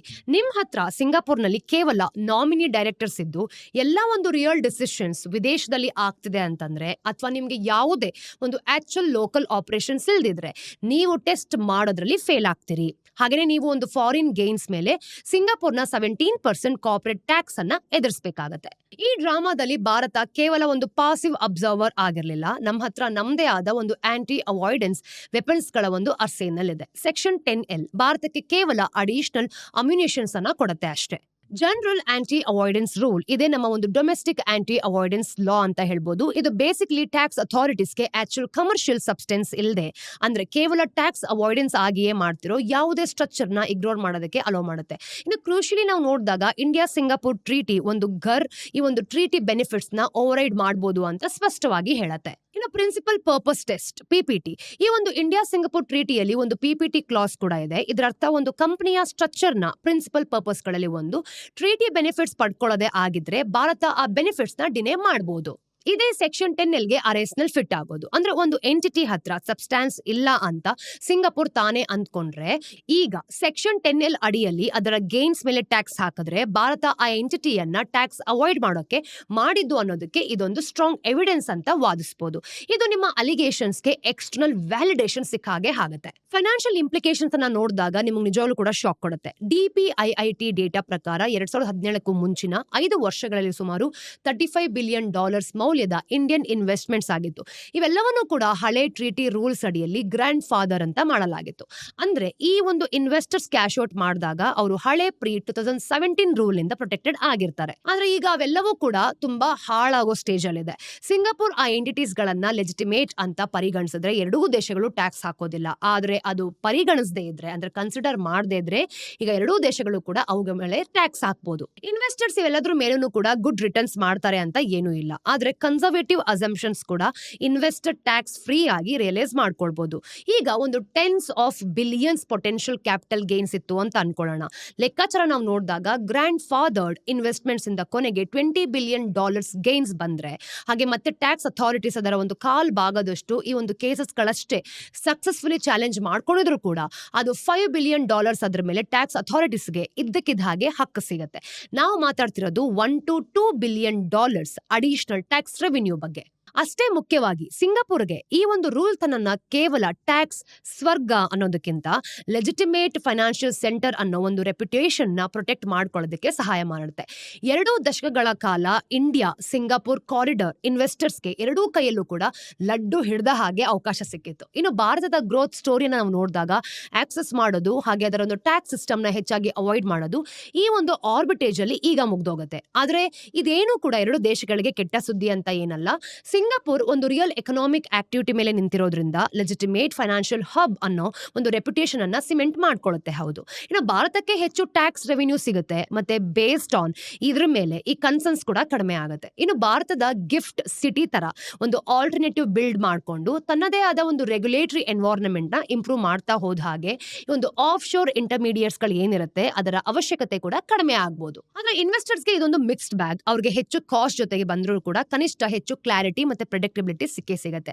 ಒಟ್ಟಾರೆಯಾಗಿ ನಾವು ನೋಡಿದಾಗ ಸಕ್ಸಸ್ಫುಲ್ ಕ್ರಾಸ್ ಬಾರ್ಡರ್ ಇನ್ವೆಸ್ಟ್ಮೆಂಟ್ಗೆ ಕೇವಲ ಒಂದು ಕ್ಲೇವರ್ ಸ್ಟ್ರಕ್ಚರಿಂಗ್ ಅಲ್ಲ, ಜೆನ್ಯೂನ್ ಸಬ್ಸ್ಟೆನ್ಸ್ ಕೂಡ ಬೇಕಾಗತ್ತೆ. ಸ್ನೇಹಿತರೆ, ಇವತ್ತಿನ ಟಿಟ್ಬಿಟ್ಸ್ ಏನು ಅಂತ ನೋಡ್ಕೊಂಬರೋಣ. ನಂಬರ್ 1, ಕಳೆದ ವರ್ಷ ಸುಮಾರು 20% ಹೆಚ್ಚಾಗಿದ್ದ ಪಾಮ್ ಆಯಿಲ್ ಪ್ರೈಸಸ್ ಈ ವರ್ಷ ಇಲ್ಲಿವರೆಗೆ ಸುಮಾರು 12% ಕರೆಕ್ಟ್ ಆಗಿದೆ. ಇದರಿಂದ ಟಾಪ್ ಕನ್ಸ್ಯೂಮರ್ಸ್ ಆದ ಇಂಡಿಯಾ ಮತ್ತೆ ಚೈನಾದಿಂದ ಡಿಮ್ಯಾಂಡ್ ರಿವೈವಲ್ ಆಗಿದೆ. ನಿನ್ನೆ ಅಂದ್ರೆ ಟ್ಯೂಸ್ಡೇ ಮಲೇಷಿಯಾದ ಬೆಂಚ್ ಮಾರ್ಕ್ ಪಾಮ್ ಆಯಿಲ್ ಪ್ರತಿ ಟನ್ಗೆ 3864 ರಿಂಗೇಟ್ ನಲ್ಲಿ ಕ್ಲೋಸ್ ಆಯಿತು. ಮುಂದಿನ 6 ತಿಂಗಳಲ್ಲಿ ಪ್ರೈಸಸ್ ನೋಡಿದಾಗ 3900 ಇಂದ 4200 ರಿಂಗೇಟ್ ನಡುವೆ ಇದು ನಡೆಯಲತ್ತೆ ಅಂತ ಎಕ್ಸ್ಪೆಕ್ಟೇಷನ್ಸ್ ಕೊಡ್ತಿದ್ದಾರೆ. ಇನ್ನು ಹೈ ಪ್ರೈಸಸ್ ಕಾರಣದಿಂದ ಡಿಸೆಂಬರ್ ನಿಂದ ನಾವು ನೋಡಿದಾಗ ಪಾಮ್ ಆಯಿಲ್ ಇಂಪೋರ್ಟ್ಸ್ ಕಡಿಮೆ ಮಾಡುವಂತ ಭಾರತ ಈಗ ಜೂನ್ ನಿಂದ ಆಗಸ್ಟ್ ಶಿಪ್ಮೆಂಟ್ ಗಾಗಿ ಪರ್ಚೇಸ್ ಹೆಚ್ಚುತ್ತಾ ಇದೆ ಅಂತಾನೂ ಹೇಳುತ್ತೆ. ಇನ್ನು ಚೈನಾದಲ್ಲೂ ಕೂಡ ಡೊಮೆಸ್ಟಿಕ್ ಸ್ಟಾಕ್ ಲೆವೆಲ್ಸ್ ಕಡಿಮೆ ಇರೋದ್ರಿಂದ ಅವರು ಇಂಪೋರ್ಟ್ಸ್ ಹೆಚ್ಚಿಸ್ತಾರೆ. ಈ ಒಂದು ಹೊಸ ಬೈಯಿಂಗ್ ಇಂಟ್ರೆಸ್ಟ್ ನಾವು ನೋಡಿದಾಗ ಪೀಕ್ ಸೀಸನ್ ನಲ್ಲಿ ಮಲೇಷಿಯಾ ಮತ್ತೆ ಇಂಡೋನೇಷಿಯಾದಿಂದ ಎಕ್ಸ್ಪೋರ್ಟ್ ವಾಲ್ಯೂಮ್ಸ್ಗೆ ಸಪೋರ್ಟ್ ಮಾಡಬಹುದು. ಇನ್ನು ಪಾಮ್ ಆಯಿಲ್ ಬೇರೆ ಒಂದು ರೈವಲ್ ಆಯಿಲ್ಸ್ ಗಳಿಗೆ ಹೋಲಿಸಿದ್ರೆ ತನ್ನ ಒಂದು ಪ್ರೈಸ್ ಅಡ್ವಾಂಟೇಜ್ ನ ಮತ್ತೆ ಪಡ್ಕೊಂತಿರೋದೇ ಈ ಒಂದು ಕರೆಕ್ಟ್ ಟ್ರೆಂಡ್ಗೆ ಕಾರಣ ಆಗುತ್ತೆ. ಹಾಗೆ ಒಂದು ರಿಕವರಿಯ ಲೈಫ್ ಟೈಮ್ ನಾವು ನೋಡಿದಾಗ ಪಾಮ್ ಆಯಿಲ್ ತನ್ನ ಒಂದು ಪ್ರೈಸಿಂಗ್ ಎಡ್ಜ್ ನ ಮೇಂಟೈನ್ ಮಾಡ್ಕೊಳ್ಳುತ್ತಾ ಅನ್ನೋದ್ರ ಮೇಲೆ ಡಿಪೆಂಡ್ ಆಗಿರುತ್ತೆ ನೋಡಿ. Number 2, Maruti Suzuki rare earth material shortage ಕಾರಣದಿಂದ ಏಪ್ರಿಲ್ ನಿಂದ ನೋಡಿದಾಗ ಸೆಪ್ಟೆಂಬರ್ FY 26 ನವರೆಗೆ ಈ ಒಂದು ಎಲೆಕ್ಟ್ರಿಕ್ ವೆಹಿಕಲ್ ಪ್ರೊಡಕ್ಷನ್ ಪ್ಲಾನ್ ನ 26,512 ಯೂನಿಟ್ಸ್ ಇಂದ 8,221 ಯೂನಿಟ್ಸ್ ಗೆ ಕಡಿಮೆ ಮಾಡುತ್ತೆ. ಇದೊಂದು ಶಾಪ್ ಆದ 3ರಲ್ಲಿ 2 ಭಾಗ ಕಟ್ ಅಂತ ಹೇಳ್ಬೋದು. ಈ ಒಂದು ಹಿನ್ನಡೆ ಆದ್ರೂ ಕೂಡ ಕಾರ್ ಮೇಕರ್ ವರ್ಷದ 2ನೇ ಭಾಗದಲ್ಲಿ ಔಟ್ಪುಟ್ ನ 58,728 ಯೂನಿಟ್ಸ್ ಗೆ ಹೆಚ್ಚಿಸಿದೆ. ಈ ಒಂದು ಈ ವಿಟಾರದ ಫುಲ್ ಇಯರ್ ಟಾರ್ಗೆಟ್ ಆದ 67,000 ಯೂನಿಟ್ಸ್ ಪ್ರೊಡಕ್ಷನ್ ನ ಮೇಂಟೈನ್ ಮಾಡ್ಕೊಂಡಿದೆ ಕೂಡ. ಜನವರಿ 2025 ಲಾಂಚ್ ಆದ ಈ ವಿಟಾರ ಭಾರತದ ಇವಿ ಸೆಗ್ಮೆಂಟ್ಗೆ ಮಾರುತಿಯ ಎಂಟಿಟಿಯನ್ನ ಗುರುತಿಸುತ್ತೆ. ಈ ಪ್ರೊಡಕ್ಷನ್ ಕಟ್ ಲಾಂಚ್ ಟೈಮ್ ಮೇಲೆ ಯಾವುದೇ ನೋ ಮೆಟೀರಿಯಲ್ ಇಂಪ್ಯಾಕ್ಟ್ ಅಂತಾನು ಕೂಡ ಕಂಪನಿ ಮೊದಲು ಕ್ಲೈಮ್ ಮಾಡಿದ ನಂತರ ಬಂದಿರೋದು. ಇನ್ನು ಮಾರುತಿಯ ಪೇರೆಂಟ್ ಕಂಪನಿ ಸುಜುಕಿ ಈ ಒಂದು ಯೂನಿಟ್ಸ್ ಗಳ ದೊಡ್ಡ ಭಾಗವನ್ನ ಯುರೋಪ್ ಮತ್ತೆ ಜಪಾನ್ ತರದ ಕೀ ಮಾರ್ಕೆಟ್ಸ್ಗೆ ಎಕ್ಸ್ಪೋರ್ಟ್ ಮಾಡುವಂತಹ ಪ್ಲಾನ್ ಅನ್ನ ಹೊಂದಿದೆ. ಕಂಪನಿಯ ಒಂದು ಮಾರ್ಕೆಟ್ ಶೇರ್ ಮಾರ್ಚ್ 2020 ಪೀಕ್ ನಿಂದ ನೋಡಿದಾಗ 51% ಇಂದ 41% ಗೆ ಡಿಕ್ಲೈನ್ ಆಗಿದೆ. ಇದ್ರ ಜೊತೆಗೆ ಸುಜುಕಿ FY 31 ತನ್ನ ಒಂದು ಇಂಡಿಯಾ ವೆಹಿಕಲ್ ಸೇಲ್ಸ್ ಟಾರ್ಗೆಟ್ ನ ಮೊದಲಿನ 3 ಮಿಲಿಯನ್ಸ್ ನಿಂದ 2.5 ಮಿಲಿಯನ್ಸ್ ಗೆ ರಿವೈಸ್ ಮಾಡಿದೆ. ತನ್ನ ಒಂದು ಇವಿ ಲಾಂಚ್ ಪ್ಲಾನ್ಸ್ ನಾವು ನೋಡಿದಾಗ ಈ ಒಂದು ಮಾಡೆಲ್ಸ್ ಇಂದ 4ಕ್ಕೆ ಕಡಿಮೆ ಆಗಿದೆ ಅಂತ ಇಲ್ಲಿ ಗೊತ್ತಾಗತ್ತೆ. ಕೊನೆಯ ಟಿಟ್ಬಿಟ್, ಭಾರತದ state run refiners Indian Oil Corporation, Bharat Petroleum ಮತ್ತೆ ಹಿಂದೂಸ್ತಾನ್ ಪೆಟ್ರೋಲಿಯಂ ಈ ವರ್ಷದ ಕೊನೆಯಷ್ಟರಲ್ಲಿ ಭಾರತದಲ್ಲೇ ನಿರ್ಮಿಸಬೇಕಾದ ಒಂದು 10 ಮೀಡಿಯಂ ರೇಂಜ್ ಟ್ಯಾಂಕರ್ಸ್ ಗಳಿಗೆ ಒಂದು ಜಾಯಿಂಟ್ ಟೆಂಡರ್ ಕರೆಯುತ್ತಾ ಇದೆ. ಈ ಒಂದು ಎಕ್ಸ್ಪೆಕ್ಟೆಡ್ ಡೆಲಿವರಿ 2028 ಶುರುವಾಗ್ತಾ ಇದೆ. ಈ ಒಂದು ಪ್ರಪೋಸ್ಡ್ ಫ್ಲೀಟ್ ನಾವು ನೋಡಿದಾಗ ಪ್ರತಿಯೊಂದು 50,000 ಇಂದ 60,000 ಡೆಡ್ ವೈಟ್ ಟೋನ್ಸ್ ಅನ್ನ ತೂಕ ಹಾಕತ್ತೆ. ಇದರ ಒಟ್ಟು ಮೌಲ್ಯ $600 ಮಿಲಿಯನ್ ತನಕ ಇರಬಹುದು ಅಂತ ಅಂದಾಜಿಸಲಾಗ್ತದೆ. ಪ್ರತಿ ಶಿಪ್ ನ ಕಾಸ್ಟ್ $55 ಇಂದ $60 ಮಿಲಿಯನ್ಸ್ ಇರಬಹುದು ಅಂತ ಎಸ್ಟಿಮೇಟ್ ಮಾಡಲಾಗ್ತಿದೆ ಕೂಡ. ಇಂಡಿಯನ್ ಆಯಿಲ್ ಈ 10 ವೆಸಲ್ಸ್ ಗಳಲ್ಲಿ 6 ತಗೊಳ್ಳೋ ಅಂತ ಸಾಧ್ಯತೆ ಇದೆ, ಅಂದ್ರೆ ಸ್ವಂತವಾಗಿರೋದು. ಹಾಗೇನೆ BPCL ಮತ್ತೆ HPCL ತಲಾ 2 ಕೂಡ ಸ್ವಂತದಾಗಿ ಮಾಡ್ಕೊಳ್ಬಹುದು. ಈ ಇನಿಷಿಯೇಟಿವ್ ಭಾರತದ ಒಂದು ಶಿಪ್ ಬಿಲ್ಡಿಂಗ್ ಎಕ್ಸ್ಪಾನ್ಷನ್ ಅಜೆಂಡಾ ಜೊತೆ ಅಲೈನ್ ಆದ್ರೂ ಫಾರಿನ್ ಬಿಲ್ಟ್ ಶಿಪ್ಸ್ ಗಳಿಗೆ ಹೋಲಿಸಿದ್ರೆ ಇದರಲ್ಲಿ ಹೈಯರ್ ಕಾಸ್ಟ್ ಇರಬಹುದು. ಸದ್ಯಕ್ಕೆ ಭಾರತದ 40 ಶಿಪ್ ಯಾರ್ಡ್ಸ್ ಗಳಲ್ಲಿ ಕೇವಲ 4 ಮಾತ್ರ ಈ ಸೈಜ್ ನ ಟ್ಯಾಂಕರ್ಸ್ ಬಿಲ್ಡ್ ಮಾಡಬಹುದು. ದೇಶದ ಪೆಟ್ರೋಲಿಯಂ ಪ್ರಾಡಕ್ಟ್ಸ್ ಗಳ ಸುಮಾರು 13% ಕೋಸ್ಟಲ್ ಈ ಒಂದು ರೂಟ್ಸ್ ಮೂಲಕ ಟ್ರಾನ್ಸ್ಪೋರ್ಟ್ ಆಗುತ್ತೆ. ಅರ್ಧಕ್ಕಿಂತ ಹೆಚ್ಚು ಪೈಪ್ಲೈನ್ಸ್ ಮೂಲಕ ಸಾಗುತ್ತೆ. ಈ ಒಂದು ರಿಫೈನರ್ಸ್ ಫೈನಾನ್ಷಿಯಲ್ ಸಪೋರ್ಟ್ ಕೇಳ್ತಿದ್ರೆ ಈ ಒಂದು ರಿಪೋರ್ಟ್ ಯಾವ ರೀತಿ ಬಂದಿದೆ ಅಂತ ಗೊತ್ತಾಗುತ್ತೆ ನೋಡಿ. ಯಾಕೆಂದ್ರೆ ಅವರಿಗೆ ಬಾಡಿಗೆಗೆ ತಗೊಳ್ಳೋದು ಹೆಚ್ಚು ಎಕನಾಮಿಕಲ್ ಆಪ್ಷನ್ ಅಂತ ಅನ್ಸ್ಬೋದು. ಸ್ನೇಹಿತರೆ, ಇದಷ್ಟು ಇವತ್ತಿನ ಝೀರೋದ ಮಾರ್ಕೆಟ್ಸ್ನ ದ ಡೈಲಿ ಬ್ರೀಫ್ನ ಅಪ್ಡೇಟ್ಸ್. ಮತ್ತಷ್ಟು ಅಪ್ಡೇಟ್ಸ್ ಒಂದಿಗೆ ಮುಂದಿನ ವಿಡಿಯೋಲಿ ಸಿಗೋಣ. Till then take care.